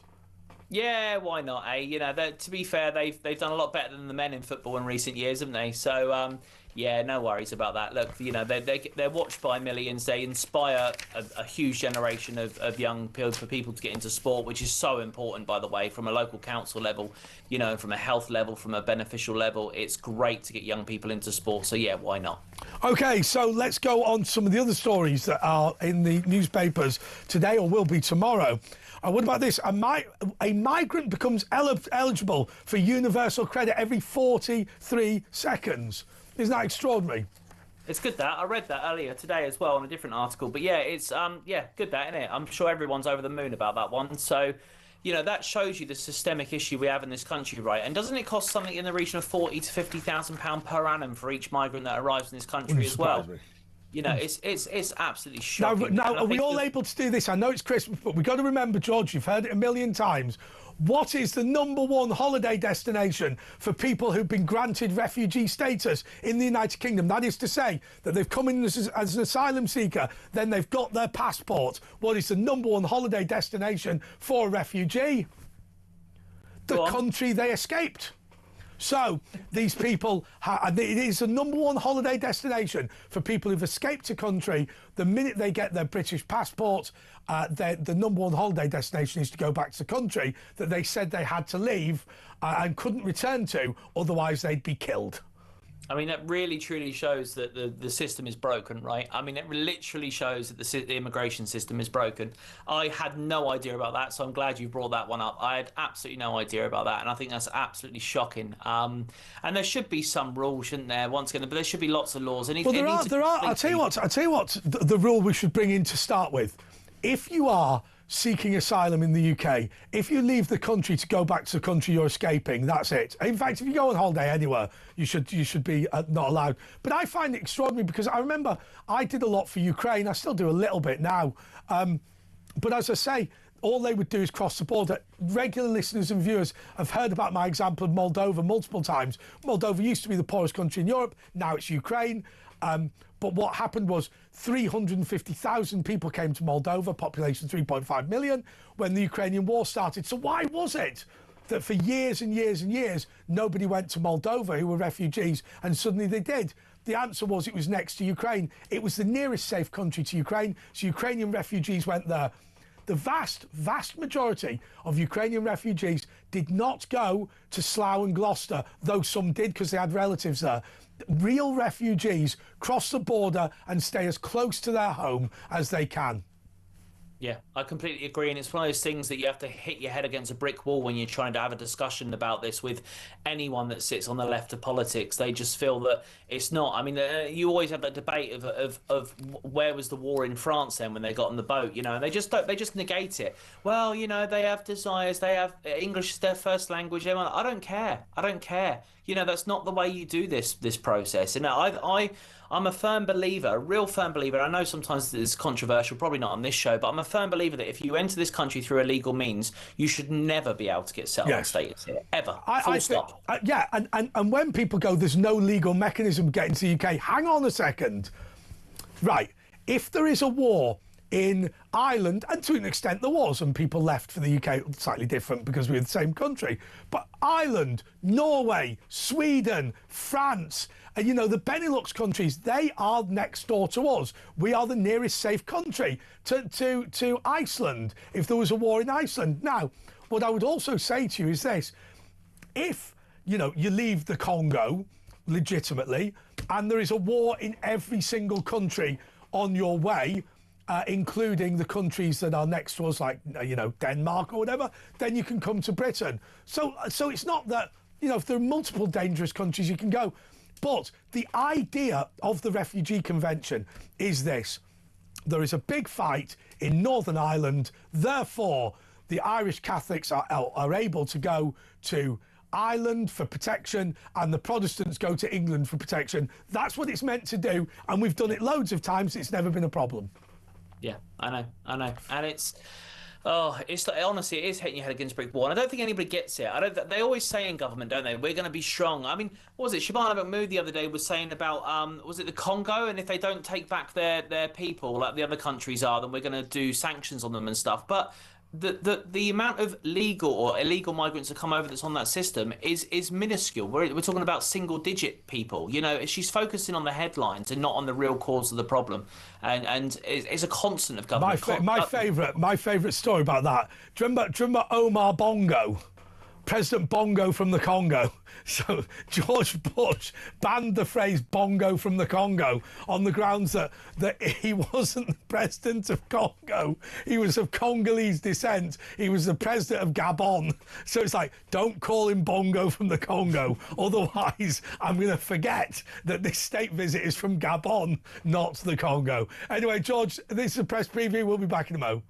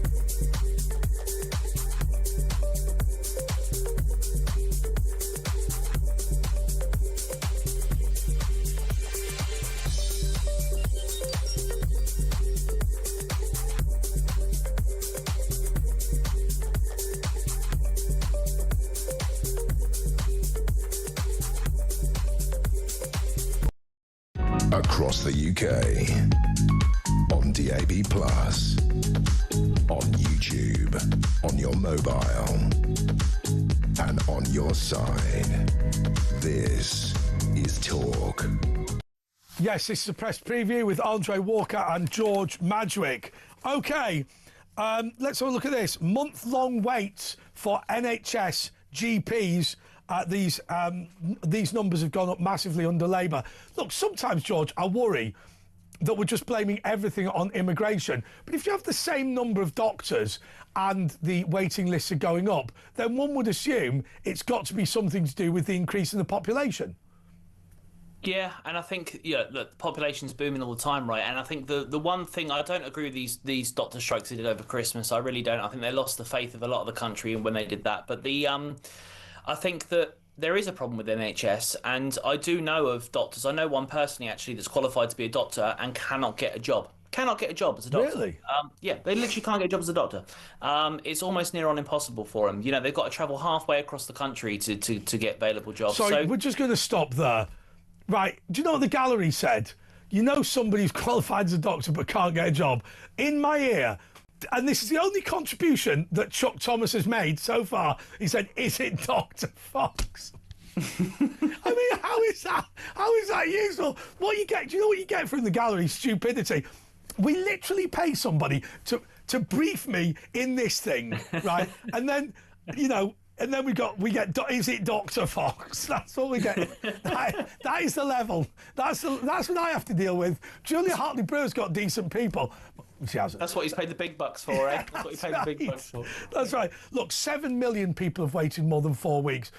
I'll tell you what I saw on trigonometry was Jimmy Carr talking about this, and he said, what we've got to do now is we've got to end the situation where there's a quota of only 11,000 people can study medicine every year. That's a trade union agreement with the British Medical Association. And what we do is we ensure that there's not enough doctors being trained. So what we do instead is we bring them in from the third world. And as he said, you know, the reason that doctors are leaving India is not because there are no longer any ill people in India. It's because it's cheaper to steal doctors from the third world than it is to train our own. So we're stopping a situation whereby British people, British children who want to train as doctors, that ambition is ripped away from them. And in exchange, what we do is bring people in from abroad to do the work. It's appalling. I think that cap needs to be removed straight away. I mean, I'm a firm believer that if you're going to dedicate your entire life to saving the public or protecting the public, I don't think you should pay university fees. Personally, I think if you, for example, are going to train as a doctor or a nurse, then and you say, for example, then do 10 years of service following that, I think your fee should be wiped. I think there should be an encouragement. We've done that with the military for years, haven't we? If you're a serving military officer and you want to go to university to study a related subject, then we pay for your university tuition. I don't have a problem with things like that. I don't have a problem with that. If you're protecting the British people and you're serving them and you're fixing them and keeping them healthy, then absolutely. Yeah, what you should do is you should pay a fortune when you're going to whatever it is. The University of Southwark to study underpants pulling up or whatever it is. You know, rubbish universities that don't get anywhere. Well, a degree in Taylor Swift knowledge. I heard that there was Taylor Swift. I mean, it's just ridiculous. I know, terrible. But I think if you're doing an important degree and you're going to dedicate your service following that degree to the country, then absolutely they shouldn't be.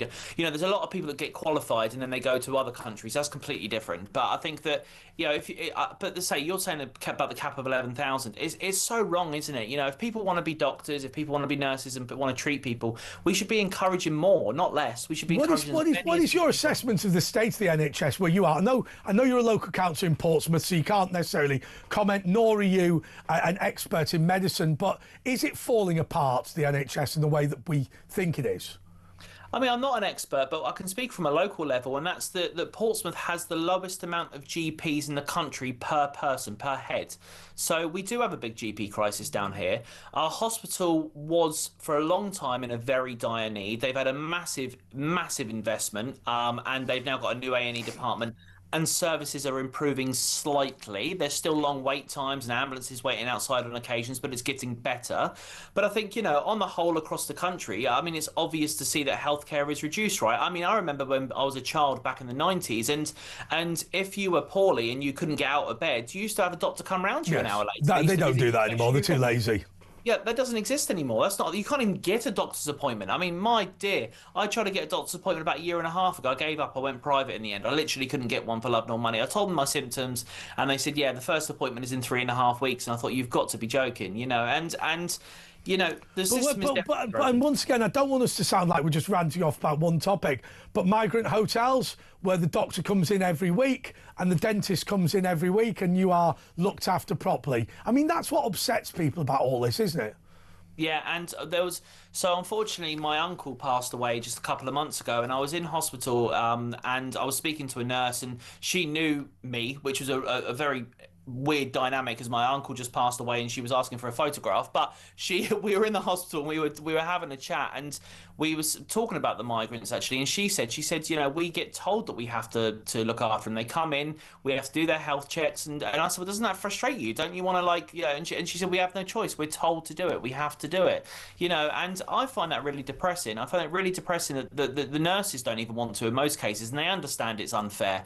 And she said to me that they do get preferential treatment within the hospital sector. That was from the horse's mouth. I'll tell you the way to get preferential treatment in a hospital. I've done this before, it works. Right, what you do is you get your stopwatch out and you get a scoreboard, right, of how much people are working. So, like, woman with blue hair in green, and you go, well, she's only been in that treatment room for 3 minutes and she's had a walk round for 2 minutes now. If you start calling it out, they get you in next. Trust me, I did it. It worked. It works a treat. It's going, blue man. There we go. Look at him. He's off again. He's only one in there, 30 seconds. And what I did was, I fashioned a scoreboard for them to see how they were all doing in terms of the amount of time in the treatment room, amount of time wandering around looking at things. And once you start doing the scoreboard, they get you in next. Do you know what? I thought you were joking, but as you were telling that story, I've got a feeling you're telling the truth. Oh no, I would do that. I would do that. I mean, it's a bit easier for me because they go, oh, that's that nutter off the telly. But I would do that. I would do that. Yeah, if you time them and you have graft versus grift on a chart, then they will start. In fact, if I ever did it again, if I ever went into accident emergency again, I'd bring my own whiteboard so you could wipe it off and do it in real time. I know somebody that once told me they actually worked in A&E for a time and then they retired from the service. But they said to me, they said the first thing I would do if I went into A&E is pretend I've got chest issues because you're seen straight away and then you can tell them what the real issue is. Right, and I was like, that's terrible. Can I tell you this? This is an awful story, right? So I was training barristers, right? So what I used to do was I used to be a fake witness, and I'd be in the dock, and all these barristers would be questioning me. And I think on the particular occasion, the weakness in my case was I said I'd only had 1 pint, but I'd been in the pub 6 hours, so their job was to get that out or whatever. Anyhow, I was walking back, and I got this pain. I got this pain in my chest, and it spread to my arm. I thought, oh God. And I'm walking along, then it spread to my neck. I went, right, okay. So I hailed a taxi and went, hello, can you take me to the nearest accident emergency unit? So the bloke's looking at me thinking, he's looking all right, actually. And thought, I'm feeling all right. So I did the worst thing you could possibly do. I walked in, so I must have been about 28. I went, look, I'm really sorry. I've got a pain in my chest. It spread to my arm, it spread to my neck. I don't believe I'm having a heart attack. I don't believe I'm dying. I believe I'm perfectly fine. Just give me the once over and throw me out. Well, that was the worst thing. All hell broke loose then. They had me on ECGs and all this sort of thing. I was like, oh, I will tell you, within 2 hours, I was in a bed in hospital with things in my arms and heart monitors and all this thing. In the next bed, there was a guy. There was obviously, well, I don't want. Well, honestly, the person in the next bed, I think, was into being paid for things he shouldn't be paid for, right? And he'd had a bad incident with one of his customers. And then there was this old navvy going, I'm not wearing a bloody nightie. I'm not wearing a nightie, sister. I'm not wearing this. And then every now and again, the thing would blow up and go, ooh, ah. That's it. And then in the morning, I felt all right in the evening. In the morning, having listened to the R-Boy all night, having listened to the Tinker all night, and that thing kept blowing up. And I can't move my arms because I've got these bloody needles right up my veins. Catheters. Yeah. They said, would you like some breakfast? Yeah, can I have some toast? Couldn't eat it because my arms wouldn't move. Right. And then when it couldn't get any worse, Ainsley Harriott and the City Hospital team came in to interview patients. If I could have thrown something at him, I would have done, but it was completely impossible. Do you want to be on my programme, my son? No, I don't. Get out of it. It was bad. I will tell you. I'm assuming you were fine and didn't have a heart attack. No, what they said to me was, they said, well, we just genuinely don't know what it was. And a friend of mine said, God, I did that. I got my son on my shoulders and pulled a muscle in my chest, and then it was only then that I realised, going to a nightclub the night before where they had a major act on, well, basically, this female friend of mine wants to go to a nightclub where Westlife were playing, so I got her on my shoulders, completely off my face, and then, of course, pulled a muscle in my chest. So I wasted a lot of NHS money. But you're right. Do not go in and say, I'm perfectly fine, I've got chest pains, throw me out, and you're 28, because that is the end of all of it. Anyway, this is a press preview. We've diverted off a little bit, but we'll be back in a moment with George Madrick.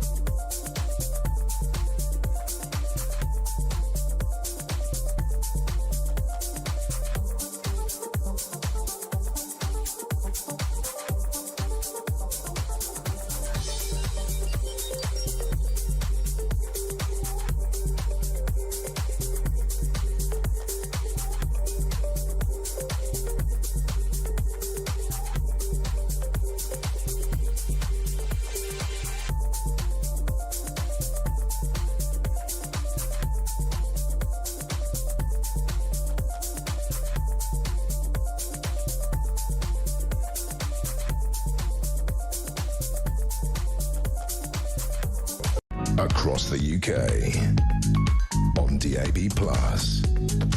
On YouTube. On your mobile. And on your side. This is Talk. Okay, this is the Press Preview with Andre Walker and George Madgwick. Okay, are working class people the only group comedians still make jokes about, George? This is something that's been in the news today. Ricky Gervais has claimed that the only people you can make jokes about now are working class people, can't make jokes about anything else. No, and he's not paying me to say this, but his new Netflix special's on in 9 minutes' time, which is will be it? exciting. But you are, yeah, really indeed. But look, I think Ricky Gervais, Jimmy Carr, Frankie Boyle, all those kind of comedians, they have been slated for certain things they say, and I think there's a real disconnect where you have to now be so cautious about what you say. I struggle with it because I've got a really dark sense of humour, and I think for me personally, the darker the better. So I absolutely love comedians like that. But especially when you're in politics, that line is really dangerously blurred. I found something that was always a problem when I was in the Young Conservatives. There was a standing joke. I'm not obviously in either the Conservative Party or fairly obviously the Young Conservatives anymore. But the joke that we used to make as Conservative students was about the fact they always used to think we were Nazis and fascists. So we used to make that joke openly. And I remember somebody saying if people overheard what you were saying, they would deliberately take it literally and castigate you. But obviously it was just a joke. Yeah, and this is the problem. Jokes are no longer jokes in certain worlds, especially when you're in politics. As I say, you almost can't have a sense of humour. I've become really kind of self-conscious of my humour in circles around politics now, you know. See, I haven't. You have, well, you become elected, and all of a sudden, you're inundated with member complaints. I think. Well, see, that is an important point, isn't it? And I was talking to Councillor Alistair Chambers from Gloucestershire about this, who was on the other week. The reality is, he is somebody who just goes for it. Now, he is quite rich, right? And it's a lot easier to do it if you can afford all sorts of legal fees. But when he finishes a councillor complaint, a new one is filed. So he has been in a debate with the monitoring officer of his council for something like 10 years. And it is debilitating, but he just keeps going. I would love to speak to him if you've got the contact, because I'm on my 56th one of this year really? So far. Yeah, and mostly since I joined Reform, because obviously, as you probably know, I was independent for 4 years before I joined Reform, and mostly since I joined Reform, and they're all sorts of complaints, as in, we don't like George joined Reform, we don't agree with his political views, you know, we saw him at this event and we're not happy with it, you know. And the problem is that they've got in councils is that they have to take every member complaint on face value, but these member complaints cost between £500 to £2,000 to process. So in my instance, they spent about £100,000 of taxpayer money this year just dealing with member complaints. And I think what the important thing to note is that there's no real outcome to member complaints. So you have to say sorry if you've done something wrong or do a bit of training. But you know, this is an issue where here's what they do at News UK. News UK have got a better system, really better system. So if you start writing complaints about presenters just because you're vexatious, here is the first thing they do. They don't tell the presenters, right? So basically the argument goes, look, we get there are people who are just deliberately trying to bully the presenters by putting in 50 complaints. So what we do is we just say, don't worry, we've not told the presenter about any of them, which I think is a brilliant move. Now, obviously, there is obviously discussions with the regulator constantly. Regulator will get in touch and say, do you believe that this was justified? And then our compliance people will go back, and they've got a good relationship with Ofcom. Don't win everything, but okay, fine. But they try and avoid the presenter being involved as much as possible. And I guess that would be similar to the councillor not being involved in order to ensure that the work we do is not undermined. Because let's be clear, 56 complaints, at least some of those, George, are people who think what you're doing is legitimate but want to stop you from doing it anyway by threatening you with more complaints. And if the council followed what News UK did and didn't bother contacting you about it, then I think that would reduce the total number.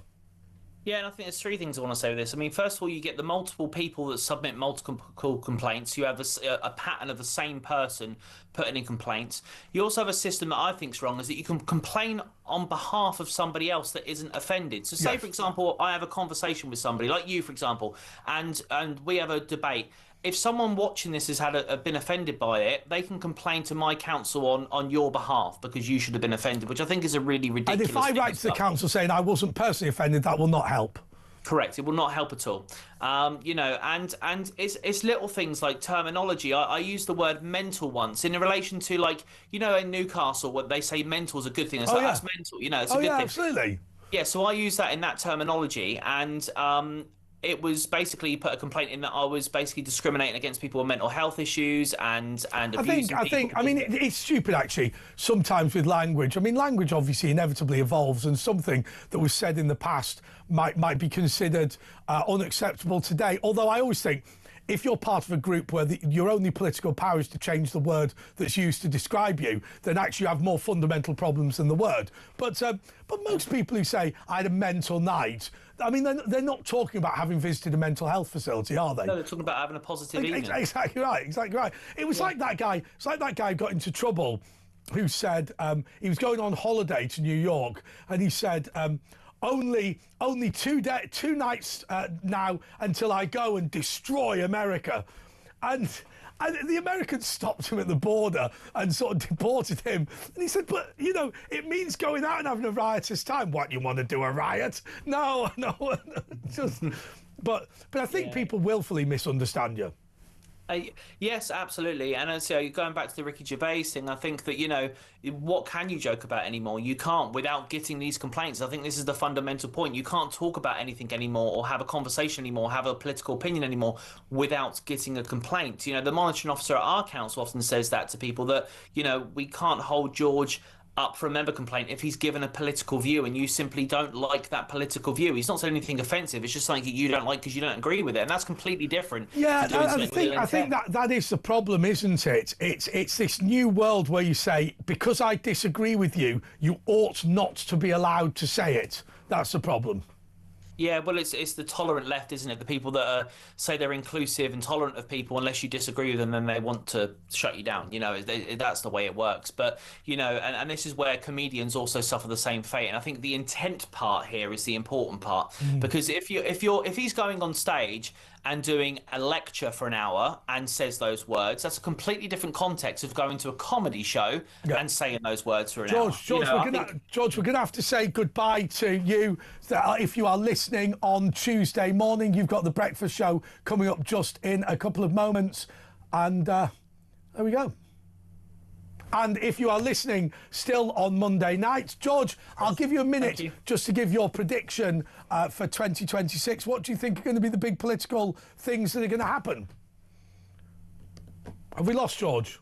OK, doesn't matter. Doesn't matter if we've lost George.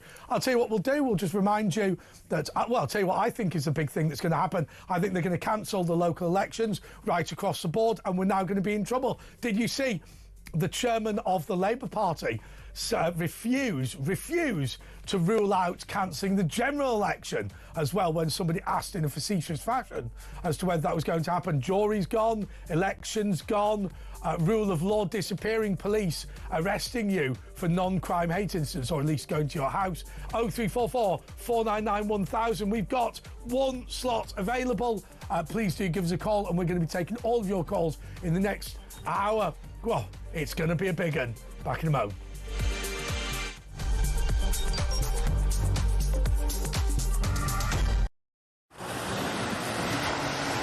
Libya has become a major transit route for refugees and migrants from sub-Saharan Africa, and many of them come through Libya dreaming of getting to the UK, particularly from Sudan, where there has been a civil war waging for the last 2 years. And those asylum seekers or economic migrants who make it from Sudan to the UK have a 99% chance of being given leave to remain.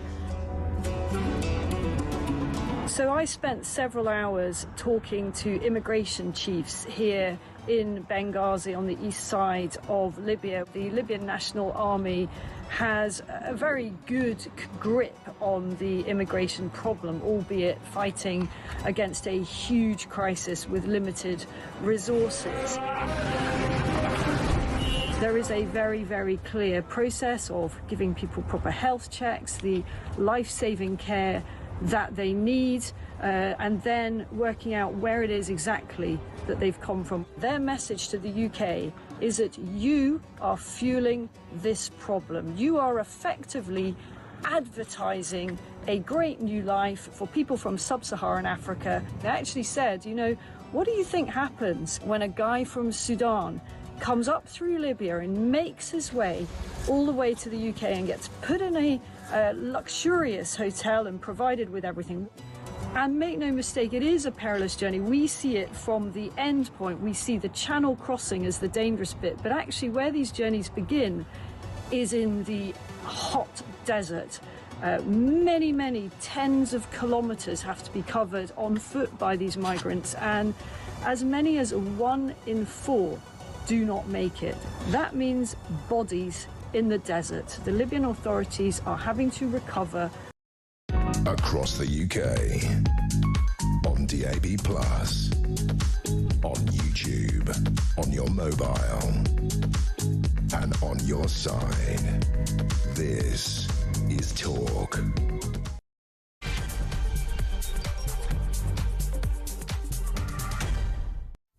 Okay, this is The Late Show with Andre Walker, and Asher Gould is on holiday. He takes every religious holiday off. And I want to say to you about my show on Christmas Eve. Some of you spotted this and had a go at me. Me and Phil Dave were attempting to do a live from Southwark Cathedral for midnight mass. Some of you said, how can you claim to be a Christian station? Anybody who's Church of England would know that the Church of England does not have midnight mass. Well, let me tell you, Phil Dave's Jewish and I'm a Catholic. Therefore, you are quite right. We did not know there was no midnight mass. We were considering going to the Brompton Oratory, but I'd have to be sedated to spend any more time there. 3 hours of Latin is far too much for me. Let's go to Janice in Essex. Janice, you're on Talk. Hi, Andre. Lovely to speak to you again. And you too. How are you? Well, I won't go into my neighbours. I won't go park there. But I'm going to say to you, I am absolutely really worried. We've got a government now that because we got locked down in COVID, they think they can do the same. I think we're in big trouble here. So are you the same as me in that you believe that there's something very, very, let's use the old word, fishy, something very fishy about the fact that continually our elections and our rights seem to be getting eroded? I think that they're getting eroded, but what I think this government is going to push and push back so we don't even get an election. I think they look too much with how China's done, how Russia's done, how all the other countries done, where they control people. We are being totally controlled. I might not be around when it happens, but I'm telling you now, I'm scared for my country. Yes, I am too. People have got to get out and start marching and saying, enough now. Well, I'm giving some consideration to leaving. Oh, I wish I could. Well, that's what most. But let's be honest. How many of you? Fight. How many of you have thought? Fight. Well, but fight what? But fight what? I mean, look, I'm a bit. To be British again. I'm a bit down. We can turn this around. We can. I don't know who's going to do it, but we can turn it around. The majority of young people say they wouldn't fight for Britain if there was a war. The most popular boy's name in Britain for children is Mohammed. Yeah. If you live in London now and you are a white British person, you're an ethnic minority. You know, I mean, they pull down our statues and say our history's awful. There were a total of 4 million British slaves, and people say that the only reason Britain's rich is because of slavery. We should hand over all of our wealth to people that have never had any involvement in Britain. The country's going to the dogs. I wasn't there. Don't blame it on me. I wasn't there. But what I've got to say, please don't leave, because we need people like you. We need voices like you and your channel to stand up and start calling it out. Alex is brilliant. We need people. If you go away, then we've got nothing. most people in this industry who take my view believe that if Keir Starmer becomes the Prime Minister or stays the Prime Minister for a long period of time, that is admittedly unlikely, that he's going to make this sort of channel illegal. Well, he can't do it because There's too many people. So what you would have to do? There's another channel that fight as well. I don't listen to all the others. They're all rubbish. They're not on our British people's side. You are. No, and so if you go away, then we've got no fight whatsoever. No, so to be clear, what I would do is leave the country and broadcast a message of freedom from outside the country in the same way as dissidents from the Soviet Union did it. Now, are we at that stage yet? Well, I don't know. I mean, if you look at... We're not far off. Yeah, but if you look at the abolition of jury trial, then that's going to be a significant blow for freedom, because what will happen is people who are currently accused of wrongdoing by the government in order to get them off the streets are continually winning in court because of juries. But of course, if they abolish that, then that will be the end. Andre, I believe the British people will stand up now. I think come next year, when all these taxes and everything else hits them, I think British people will say enough is enough. Then you will get them out on the streets. They will go and argue and say, we've had enough of you lot. And then they've got to go. Yeah. We might have an earlier election. We might, but I don't know who's going to stand in. Well, I think there are. God help us. I think there are people emerging. I mean, I've got to be honest with you. In addition to Nigel Farage, I think Nick Tanconi from UKIP's a good bloke. I don't personally like Rupert Lowe, but clearly he's not a fool. Ben Habib. So there are people. He talks sense. Who? Yeah, he talks sense. Yeah. Tony Carswell. Yeah. There's a lot of people out there that are good politicians that believe in this country. We need to get them back. I believe we can do this, Andre. I really do. I'd like to see it before I croak. Because I do. And when is that? Next Thursday? Away, we won't do it. We need people like you guys on your platform to shout it out. Because nobody else is. All right. Thank you so much, Janice. I've got to tell you. Thank you for your time. I was knocking on doors in Barnoldswick in Lancashire years ago, and there was a local government by-election, knocked on this woman's door, and I went, hello, I'm canvassing on behalf of, and I forget the name of the candidate, who's standing in the local government by-election. And she went, oh, when is the by-election? This old lady answered the door. She went, when is it?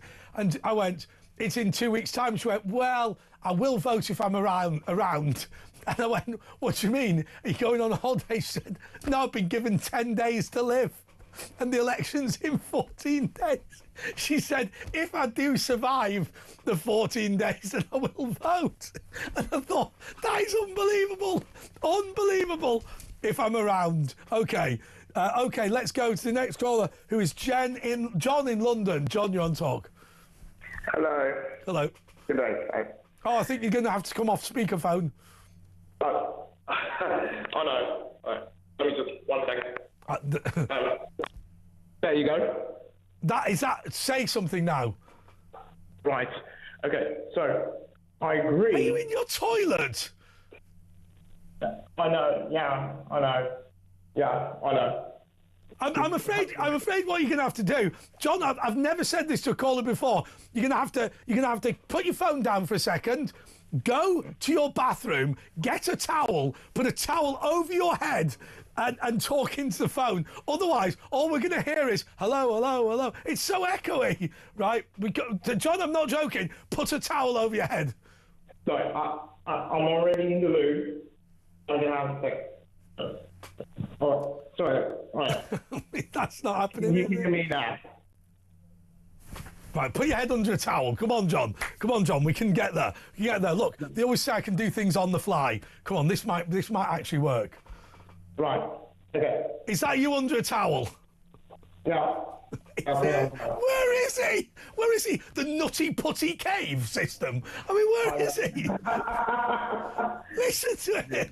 Listen to it. Right, John, I'm afraid it's worth saying I'm going to refer you back to the producers who will try and talk to you about how we can make this possibly work. But at the moment, we can't understand what you're saying. So Robert is in Northamptonshire. Robert, in Hertfordshire, rather. Robert, how are you? I'm good. How are you? Merry Christmas and a Happy New Year to you. Thank you very much. Yeah, what I'd like to say regarding the situation that this country's in now, I don't mean to be disrespectful to all the people who died in both of the wars, because we are indebted to them, but I think the that we're in a worse situation than they was during the war, because we knew where the enemy was. It was over the water, over the channel. Yeah. The enemy here is already here. The big part of the enemy is the government. Yes.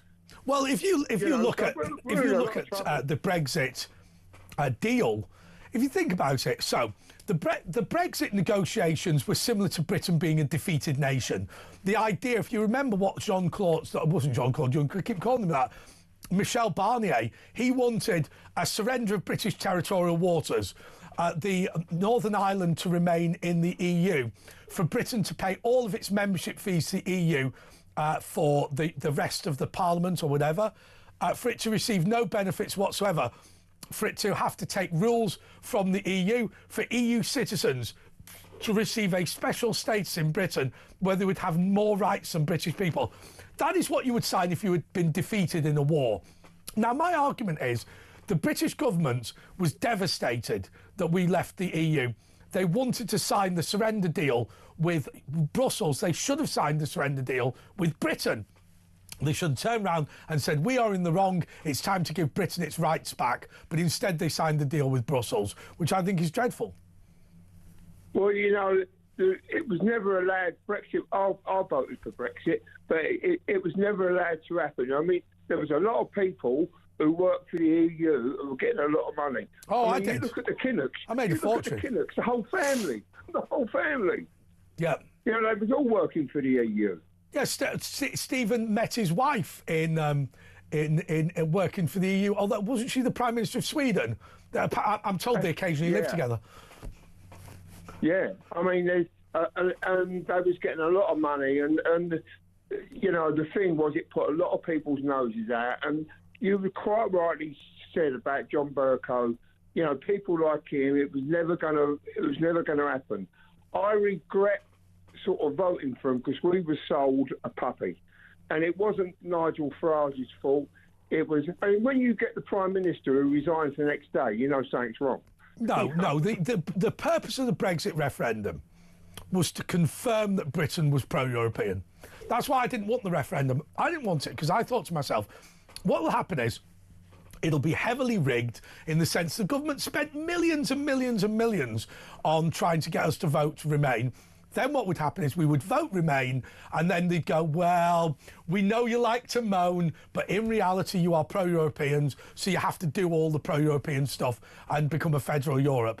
That's what the purpose of it was. The fly in the ointment was when we voted to leave. They couldn't believe it. There was no plan for that. No, that's right. The thing is as well, I mean, I couldn't watch the King on the telly. I've got no time for him. He needs to stand up, be a king. He's the King of England, and dissolve this government quick. He's the only person who can do it more or less straight away. He needs to dissolve it, and then we can maybe move on. We'll have a coalition government until you know, Farage can get his act in order, because he's not ready to reign here. But what would be interesting is Sarah's been in touch saying, can the King take Starmer's knighthood off him? Yes, he can. Under what circumstances can the King dissolve Parliament? Now, that's murky, remember, because legally, officially, the King can dissolve Parliament any time he wants for whatever purpose, and there's an election. However, I suspect if the King dissolved Parliament, there would be a challenge at the Supreme Court, and the Supreme Court would invent a reason to keep Starmer in power. But, you know, I've got a lot of friends who are Labour supporters, and I said, don't you realise that regarding this government, the Labour Party is finished now. It's finished. They should know, and I think that's why they don't want an election, because they ain't going to, you know, they're not going to kill the turkey before Christmas, if you know what I mean. It's like the turkey voting for Christmas. But they're finished. It looks like... But if you're a Labour supporter, and we've got loads of Labour supporters that watch and listen to this show, I have the greatest of respect for the Labour and trade union movement, which did an enormous amount to make our country a better place. I mean, my dad worked for the Co-op, and I think plenty of people can see that workers' rights would never have been pushed forward without some of the more aggressive elements of the trade union movement. And that's all great. Clem Attlee was a great patriot for the United Kingdom. And obviously there was that wartime government and the creation of whatever it was. The problem is the Labour Party now is not a body that represents or seeks to represent the working class or the labour movement. It seeks to represent a small number of people with middle class interests remaining in the EU, love for the United Nations, transsexual rights, gay rights, you know, all this sort of stuff, refugees. It's those people the Labour Party represents now. Genuine Labour supporters are not interested in these subjects. Well, it's like the trades union. The trades union were for workers' rights, not as a political weapon. They wasn't supposed to. Trade unions weren't designed to be politicised. You know, it was supposed to represent. You know, when I was a builder, I was a member of the union, but now the union is just a political weapon. Well, I think the trade unions have done an enormous amount over the years, and but I remember I debated on 5 Live.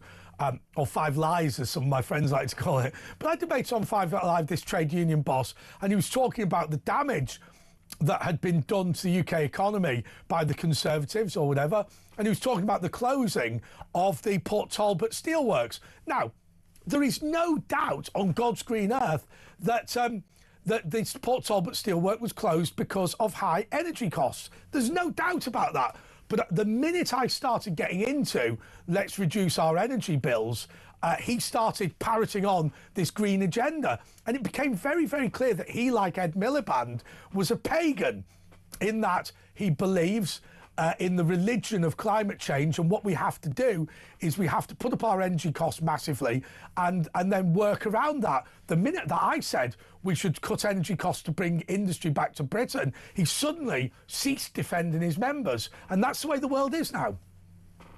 No, I think that next year, I think it's all crooked. It's all to do with giving the companies a lot of money for getting involved in it. It's one big con. There's a lot of people getting very rich over it. You mark my words. Oh, of course. I don't know how you feel. You know, there's a lot of subcontractors and big companies are earning absolute millions out of that. What people are doing is they are deliberately ruining the country for personal gain. That's what they're doing, in fact. I mean, that guy, what's his name, Dale Vance or whatever his name is, that Dale Vance, that man has never run a successful company in his life, except for the fact he is brilliant at getting state subsidies for things. So what he's able to do is read up on where the government subsidies lie, and then he makes £100 million just claiming state subsidies for junk that the country doesn't actually need. Yeah, you know what I think? I don't want to spoil everybody's Christmas, but I feel that in this country at the moment is one atrocity away from Armageddon. I mean, this country is not going to take much more. I still got a lot of faith in the British people, but I feel that, and it's the same as Starmer. You know, when he's welcomed that Egyptian back, I mean, that's disgusting. What he should do, you know, every prime minister, new prime minister, they should swear on the Bible and the Union Jack, a bit like America. They should swear. You know, he works. It's his country. You know, they should make every prime minister. It's interesting. It's interesting what you're saying there, Robert or Bob. I know you know known as Bob. You believe that there will be a civil war. I believe that yes, but I think it'd be worse than a civil war. I think seriously. I think that I can't see how it can be a civil war in a civilised country like this. Most civil wars are sort of like Tuppenny Halfpenny countries, in recent history, but I think it'd be worse than that. I think it'd be actually worse than civil war. But what would happen? Here's I'll tell you exactly what would happen. We've seen it before. It would be something like there would be a major attack. I mean, there's going to be a major attack, isn't there, by jihadis, and then people are going to attempt to protest against it, and the police and the army will be sent in to quell them. That's what will happen. So what will happen is there will be that moment of decision. Is Britain going to stop uncontrolled immigration? Is Britain going to stand up to the jihadis in our midst? And the answer will be send in the army and lock up all of the British people. That will be the answer. Anyway, Bob, your final thought on that? Yeah, I think we're almost at the start of a holy war. You know, and it's about what winds me up is when people say, well, not all Muslims are the same. No, they're not. But you don't get many speaking out against radical I think that has been a major weakness in what is... I mean, I know that a lot of Muslims are distraught about what's taking place and are extremely obviously on our side, but it's just a society where they don't tend to stand up and speak. And also, there's a great fear, if we admit to this, it'll increase Islamophobia. Well, I would argue if you stop the grooming gangs, that will not increase Islamophobia, that will decrease it. But anyway, Bob, thanks so much. We'll be back in a moment.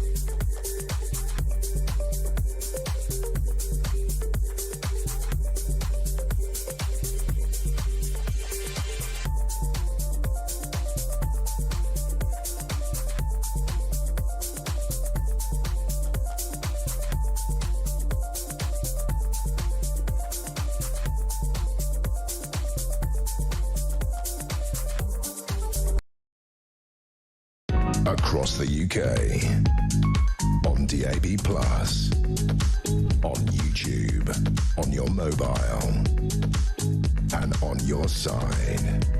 This is Talk. Yes, this is The Late Show with Andre Walker. Asher Gould, because he's Jewish, is obviously on holiday over Christmas. I just had God knows what. OK, which one are we going to next? Which caller? Paula is in Halifax. Paula, you are on Talk. Hello, Andre. How are you doing? All right, but I'm not going to ask you how you're doing. No, grim. OK, well, you're going to tell me anyway. How is your health?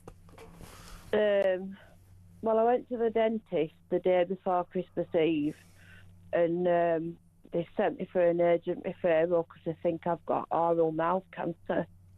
Oh, my God. I'm really sorry to hear that. I've got lesions in my mouth and... yeah, just pretty upset. But you've had health problems quite consistently because you do phone up about them. Well, that's why I was making a joke about the fact that you phone up about your health concerns. Well, I didn't take it personally, Andre. No, I know that. No, I've got early onset dementia, as you know. Yes. And then I had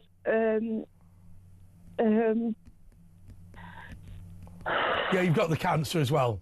Or you may have. But we don't know you've got... I had kidney cancer 3 years ago.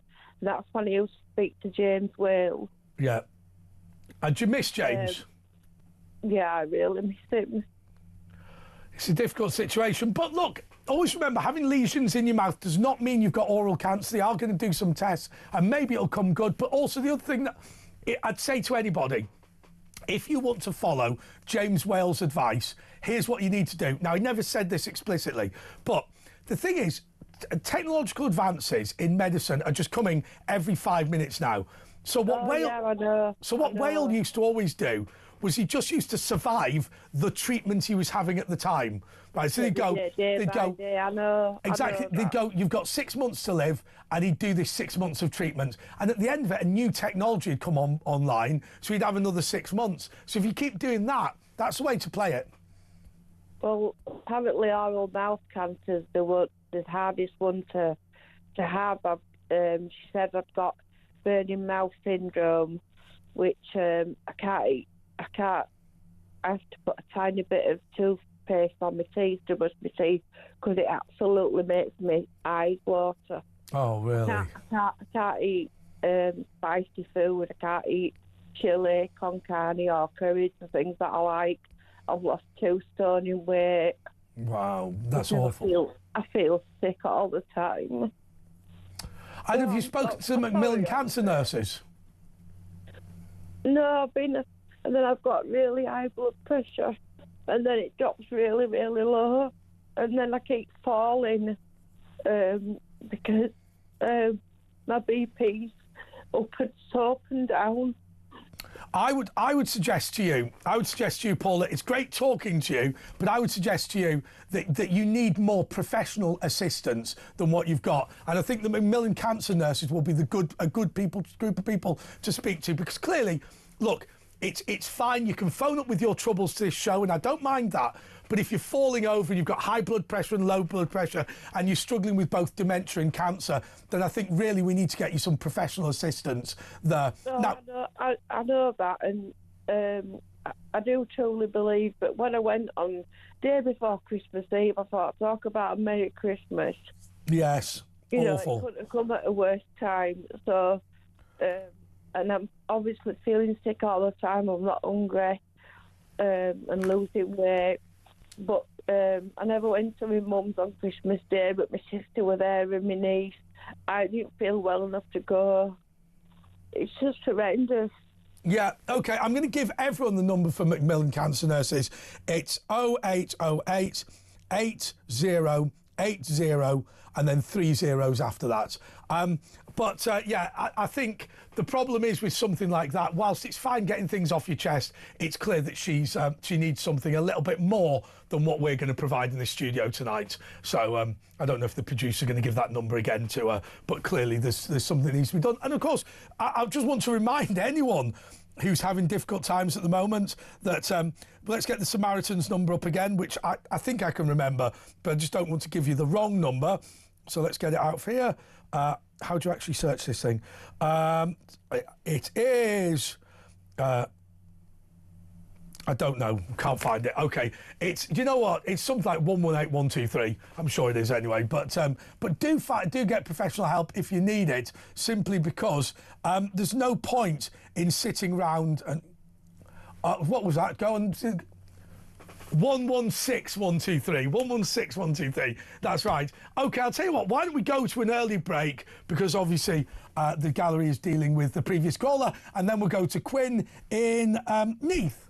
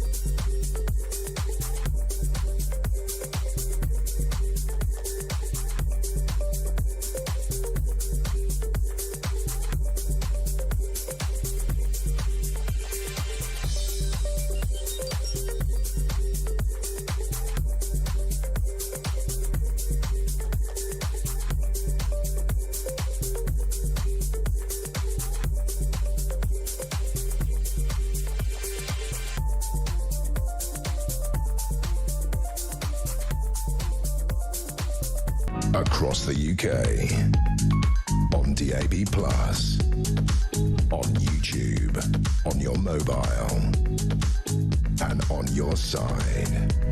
This is Talk. This is The Late Show with Andre Walker. Just to be clear, the conversation I'm having in the gallery now, I would love to recreate the Cook Report, the Walker Report. That's it. Hello, Roger Cook, Central Television. Everybody watched the Cook Report in order to see him getting beaten up, didn't they? That was the reality. It's not like Matt Allwright from Rogue Trader who gets taken out of the way by security. It was everybody wants to see Roger Cook and get decked, because they're like this fat guy with the comb over. I've got a comb over now, haven't I? Fat guy with a side part, rather, just running down the street getting decked by some sort of a terrorist or a mafia crime boss. It's absolutely superb. Anyway, Quinn in Neath. Quinn, did you watch the Cook Report? No, I didn't watch it Cook before. Sorry to say. Oh, it was brilliant. What I like to say is that a few weeks ago, Labour was talking about Nigel Farage.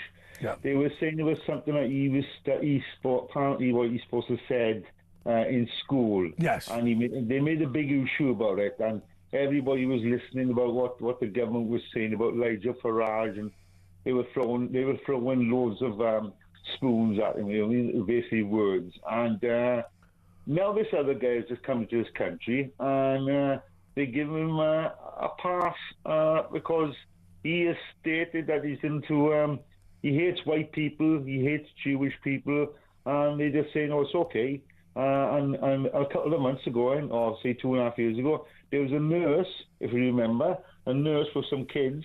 She'd written something on the website, and they arrested her for what she was saying. Yeah. And this guy now is coming to Britain now. He's just come in, and they say, oh, well, you can have all the freebies you want now. Don't worry about it. You've got the British passport. I don't think she'll be allowed here. I don't think she'll be allowed. But is Britain racist? I mean, I think it is.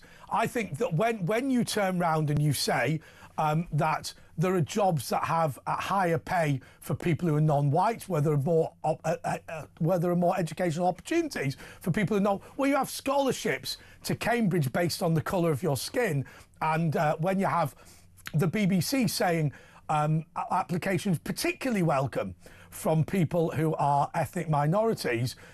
Basically, there are a large number now of jobs, there are a large number of educational places, there are a large number of scholarships where they might as well write, whites need not apply. They don't. Well, obviously, what you're saying is right. What you're saying, but at the end of the day, there's a lot of British students who are doctors and nurses who wouldn't mind having a full-time job, but when you have other people coming in and they're having it and working for less money. I mean, just to be clear, where I live, just to remind you of what I said, where I live, it's a block of flats, and there's a housing association that has 23 flats. The 23 people, white families, were told that they were going to be evicted in favour of recent migrants. So the poor of the actual village I live in, on the outskirts of Windsor, were provided with homes for them to live in, but they're now going to be evicted. The first person to be evicted, a lady came and took her place, who is a tax inspector from Lahore, so she claims, and she says that she's going to use the effectively council flats, housing association flats, as a holiday home in the United Kingdom. So she lives in Pakistan, and she will use that place as a holiday home. Now, the aim was, and the policy of this housing association was to move exclusively Muslims into these 23 flats to ensure, well, because they believed they'd get extra money for it. But that is ethnic cleansing. That is to say, we are removing these 23 families on the basis they're white, and we're going to replace them with people who've got no claim for housing in the United Kingdom, but are from the Islamic world and therefore should get priority. Well, what the people should do in Britain, the ones who are listening, is pass a message on and say, right, what we all need to do is go on a major strike for a few weeks. No matter what the consequences are, we go on strike for a few weeks because we are supposed to pay for the government and pay taxes for ourselves. But obviously, the people who are above us are taking advantage. So I reckon we should just say bugger it. Just go on strike. Go on strike for a couple of weeks, and then hurt their pockets. Absolutely. Hurt their pockets. Absolutely. Can I thank you so much, Quinn in Neath? Let me just read this out. This comes from, does she call Sarah? Yeah, Sarah. Okay. Andre, your current caller, Paula, who was just a couple of calls ago, I can only go to one specific dental clinic in Plymouth as I have cerebral palsy, which affects me like Parkinson's. They told me that there's a 5-year wait. I've worked, paid in, etc., and object to waiting when new arrivals attend specially set up dental clinics. How can that be fair? Well, it's not fair. But there is a new aristocracy in our country, and that new aristocracy is based on colour of skin. I mean, that's the reality. We live in a racist country. Now, ultimately, I don't believe that countries as racist as South Africa. Of course not, that would be silly. But I always say there are multiple steps, aren't there? So if we're talking about what is the direction of travel, are we becoming a more or less racist country? We're becoming a more racist country. In terms of are we more divided or united? We're more divided than we are. Or the direction of travel is we're becoming more divided. And if South Africa is 100% and I don't know, a utopian anti-racist place is zero, we are not at zero. We are heading towards South Africa, an apartheid country. Remember, pulling down your statues. Remember, deciding that other people should have priority over housing. Scholarships to schools and colleges and universities that whites need not apply. Training school schemes for the BBC, whites need not apply. All of these things. A ban on your history and religion, a denigration of your traditions, and no longer the use of your language. All of those things are a function of ethnic cleansing. I've made very clear that Britain, I don't think, is deliberately doing it, but I think they're accidentally ticking many of the boxes of ethnic cleansing. OK, David is in Uxbridge. David, you're on talk. Hello. I wanted to talk about the lady with cancer and various people with cancer. My daughter-in-law has stage 4 cancer, and she's really very near the end. And I wanted to talk about alternative treatments, but I'm not going to talk about them if I'm going to get chopped off. Well, no. OK, I'll tell you what you can do. Tell you what you're perfectly welcome to do. If you say, my daughter-in-law tried this or I tried that, you can do that all day. All we'll do, we'll just make it very simple. We'll just say, if you take medical advice from this show, you're an idiot. Therefore, right. So if what you do, David, is say, we tried this and it worked for me, as long as we're very clear that you're not a medic and you're not giving medical advice, I'm good with it. OK, right. Well, I'll point out that on YouTube there are Dr. Campbell, who is a medical researcher, and Dr. I think he's called Angus. He's a emeritus professor of oncology at somewhere good, doesn't matter. London University. Right. And what they're pushing is off-label drugs, right? And they've been pushing, and why can't these be tried with people? Yes. And they're asking for a right to try. Oh, sorry, David. Right? David, let me explain this to people, because it's the thing Donald Trump was talking about. If you're very close to the end of your life, what people want to do is try drugs that have not yet necessarily been proved to be safe for human use. And the argument is, look, if I've got stage 4 cancer and I've got 3 weeks left to live, I might as well try something very experimental because I've not got much to lose. Is that what you're talking about? Yeah, but the specific drugs they're talking about are incredibly safe. They're really low toxicity antiparasitics, and they are ivermectin, fenbenzidol, and mebenzidol. Right. And they're all used for the treatment of worms. And what they do is they interfere with the metabolism of the cancer. Right. And Angus Dalgleish is the guy. They interfere with the metabolism of the cancer, and they kill it that way. And one of them interferes with its ability to divide. Well, I'll tell you what I always say. Ivermectin. I'll tell you what I always say, David. I would say this. Look, I think it's important to understand that we don't fully understand cancer, although it has to be said there is something that I think takes a step forward, which is to say, we now know we've all got cancer all the time, and the question is, why does some of us not able to kill the cancer with our own immune system? Therefore, improving our immune system is a good thing to do. So is your daughter-in-law trying this ivermectin? Pardon? Is your daughter-in-law using ivermectin? No, what she's done is she's got another oncologist who deals in diet, and he's off what do you call them? Off-label drugs. Right. And I'm a bit confused because I wasn't expecting to be allowed to talk about this. Well, I'll tell you what we'll do, David. I'll tell you what we'll do. I've got to go to a break now. Why don't you collect your thoughts and come back after the break? That's the easiest thing to do, isn't it? Yeah, cheers. We'll be back in a moment.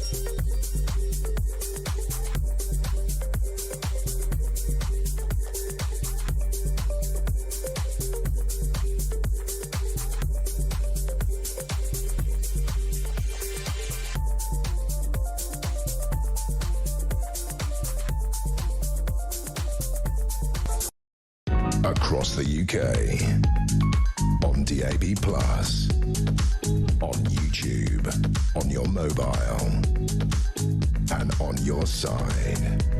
This is Talk. Everyone is moaning at me for not doing enough work with Danielle. That's not my fault. It's just that we made some changes on Saturday nights. I didn't necessarily agree with them. But anyway, I don't want to go in and slag anybody off. Anyhow, let me just say to you, we are going to have a New Year's Eve show, 3-hour phone-in with me and Danielle. Now, obviously, we're out of the routine of you phoning in for me and Danielle, so I just want to warn you, please do that. Obviously, New Year's Eve, which is on Wednesday, and we'll start at 10 o'clock. Please, please, please support the show, and please, please, please phone in with whatever nuttery you happen to be thinking. And I know what's going to happen. I know what's going to happen. You're all going to get shedded and start phoning me up and hope that I pick up the pieces. I will do that for you, just as long as you support the show, because obviously it is a 3-hour phone-in. Anyway, we had... Oh, David's gone. Right, OK. Did we cut David off? No, OK. David was going to talk to us a little bit about his daughter-in-law having cancer, but he was expecting me not to allow him to do it, so I referred him to the break and now he's gone. OK, did we cut him off or I don't know. May have made a mistake. OK, let's go to Kevin in Basingstoke. Kevin, you're on Talk. Hi, mate. You had somebody on earlier, I think he looked like a weatherman from the 70s. Yeah, he's great, isn't he? Charles Amos. Yeah. He's 27. No way. Yes, he's 27. Wow. Was he from a Reform councillor or something? No, he's not. He's a writer on Conservative Home, which is the it's a private sector news outlet that's aimed at Conservative Party members. So he was talking what Conservative councils would do. No, he was talking about Durham Council, which is getting rid of their lollipop ladies. Yeah, and he also said something about councils that they should make people pay for their own care if they're in a care home. Yes, he did, yeah. But my mum's in a care home, and she hasn't got any money. So, what would he do with that? Well, I think wasn't the Theresa May proposal that you have to pay some sort of a sum of money as almost an insurance against you getting these long-term diseases. I don't really know. I can't remember. It was a couple of years ago now, but I think what he was saying you have to pay for your own treatment if you can pay for it. Yeah, but that's what it is now anyway, isn't it? I agree. I didn't fully understand the proposal when Theresa May came up with it, if I'm being totally honest. Right. But the lollipop thing, I don't think that's a good idea. I mean, surely helping children cross the road when they're going to school is what councils are for. Well, so there's no doubt that the main reason you have lollipop ladies rather than level crossings is because people like lollipop ladies. And a level crossing would be cheaper to do. But so my argument against Charles Amos's position is what value that community cohesion of having the lollipop lady. Now, Charles says we shouldn't be wasting money in local government. My argument is we waste it all the time. and it's always the things that, that the public want that local council officials want to get rid of. Believe me, they won't be getting rid of the local government pension scheme. They won't be getting rid of all of these managers. They won't be getting rid of the big fat offices that they don't need. They won't be getting rid of all that PAs for all the senior directors. None of that will go. What will go is the things we want. Things like community wardens and litter pickers and indeed lollipop ladies. And that's what always worries me. Well, the thing is, because when the Tories were in, because of austerity, they cut the budget to local councils up to, I think it's like 38%. Yeah. That's why they're in so much trouble. Yes. Well, they're also in quite a lot of trouble because they're quite big. Well, yeah, that's what devolution's all about, isn't it? Well, I mean, I worked for a council which, when Tony Blair came to power, had 500 members of staff, and when Tony Blair left power, it had 2,500. Yeah, but the only thing is, when they say they're going to, tax cuts, but tax cuts are, if you're quite wealthy, a tax cut is really good. But when you're on a minimum wage, a tax cut's only a few pounds a week, and I'd rather have decent public services. But you're not getting better public services. Can I tell you what we did? When I worked for Windsor and Maidenhead Council, we cut council tax by 25%, and our approval ratings went up. Can I tell you why? We got rid of all of the council fatties, which were wasting everyone's time. We said any manager that manages less than 3 people is not a manager. We got rid of all of them. And what you found that a lot of the cost of these councils was in employing people who were doing things that were merely impeding frontline staff doing the job well. Yeah, but you always hear every government comes in, they say, "Oh, we're going to cut costs."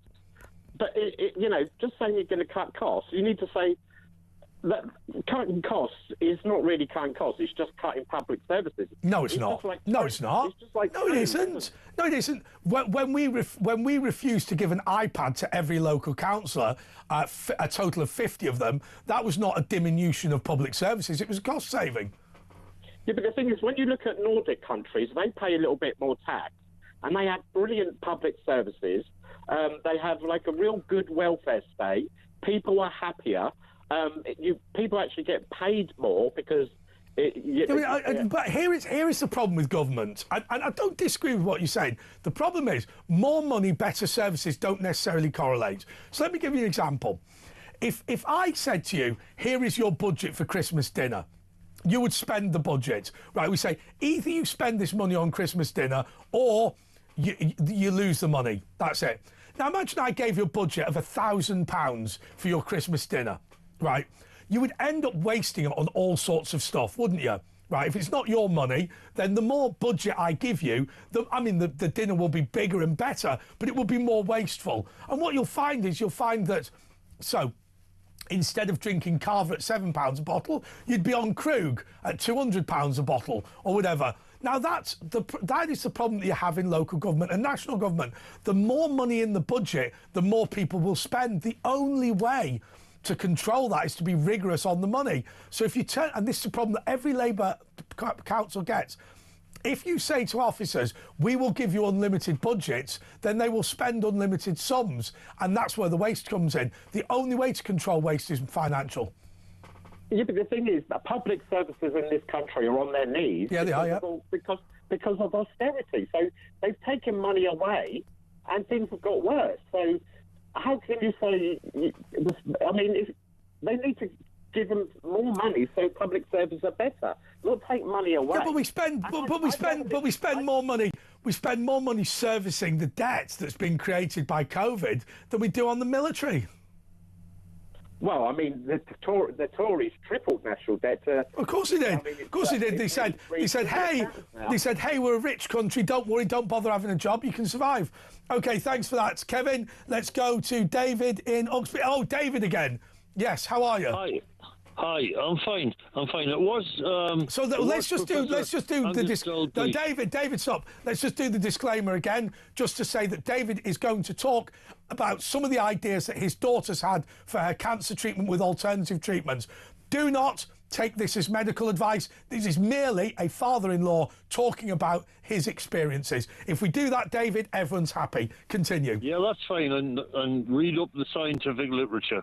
Okay, moving on from that, I would say that, I've done a lot of reading and a lot of research on this matter, and cancer is just taking off like crazy. And it seems to me that the issue is the gut biome is one of the issues.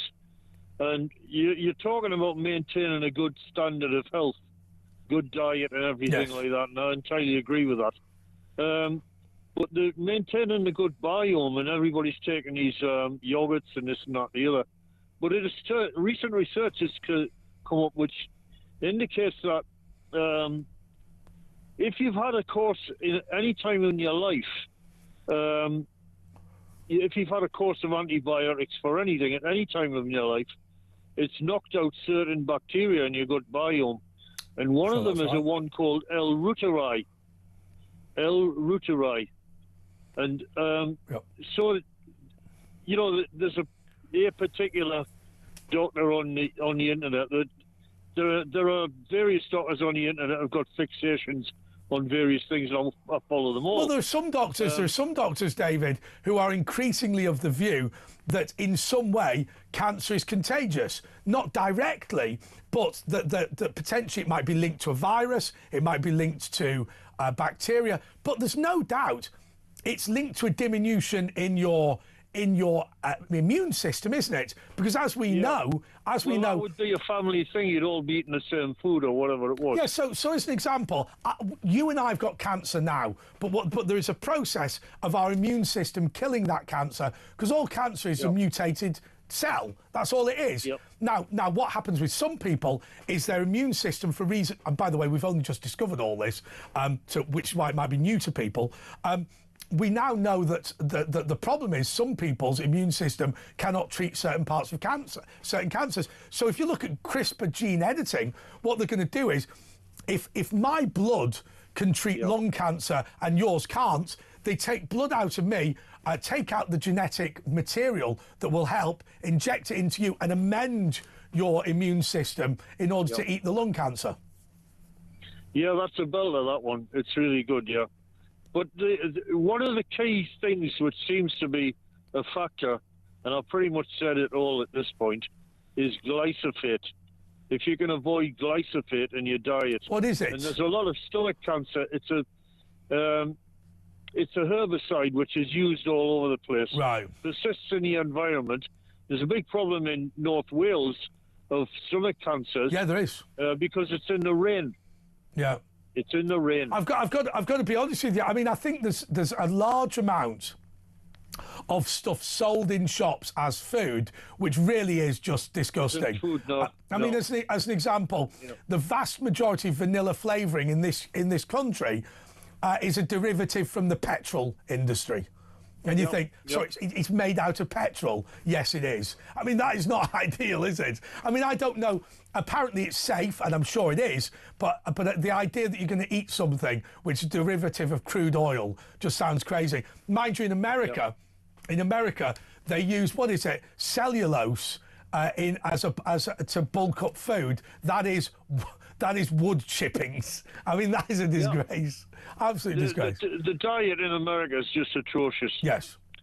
The problem in America, you go into a shop and you can just buy stuff labelled as something which really just isn't. Yeah. Whatever you do, I would say there's a reason why, but please, everybody, just try and avoid eating porridge, which is not organic. Eat organic porridge and you'll be fine. But they spray the porridge fields with glyphosate to kill it so that it can dry in the field. And you're eating that, you know. So Okay, David, thank you so much. Just because we're at the end of the show, that's David in Uxbridge. Just to remind you, we always said during COVID that it's important to talk about medical issues. Obviously, it's not medical advice. So just to be clear, this is a show talking about politics and news, and we are interested in medical advances in that context. We're not giving you medical advice, nor would we seek to, nor would you expect us to. But anyway, thank you so much to David. By the way, I think he'll be proved to be right in the fullness of time, that that a lot of what we're eating is causing us major health concerns, and we are not thinking enough about the safety of the food we eat. Although, on the other hand, CRISPR gene editing, I believe, will make cancer redundant in 15 years. I think it's gone. But anyway, Heather is in Gavan. Heather, how are you? Hello, I'm fine. How about you? I'm doing all right. I'm doing all right. Thinking of getting a kebab after work. One thing about politics and about democracy, what Oliver Cromwell once says, never give up the fight of our country and our nation. Funny thing about democracy, it will work eventually when we keep on fighting. When I look at why Donald Trump won last year in a huge minority, and why people are so jealous of him, because he won by a huge minority. And that will come with Nigel Farage. But isn't the problem here? We believe, those of us that are feeling pessimistic, we believe that what Labour are doing is effectively a scorched earth policy. That is to say that they believe they're going to lose the next election. So what they want to do is have as much... It's like a storm. It's like another political storm that we are riding through. And we will ride through this political storm. But with respect... And we keep on fighting for our democracy. As long as we have that bedrock that we are the founder of the bedrock of democracy. This is another storm we are riding. Yes, but as long as we keep on riding this storm through together and make sure that we get the right kind of political party in power to make the country even better and greater than it is already, we will do it. As long as we have the perseverance and strength to keep the democracy alive in our bedrock, as long as we keep on fighting for our rights to vote, do it the right way and not the wrong way, and by fighting for our strength, for our democracy and our bedrock, reform will get in, and the course of history will prove it itself. OK, but the point is that what Keir Starmer and his friends are doing is deliberately making it impossible to save Britain if a decent Prime Minister comes in, with uncontrolled immigration, destruction of trials, potentially abolitions of elections, uncontrolled immigration, huge debts, whatever it is. We've got to keep on fighting for our strength. And he's just a complete idiot. He's just a complete moron. We might as well just ignore this moronic Labour government completely and just shut our ears off from them and keep on fighting for the right way about it. As long as we do it the right way and not do it the wrong way, we have got more power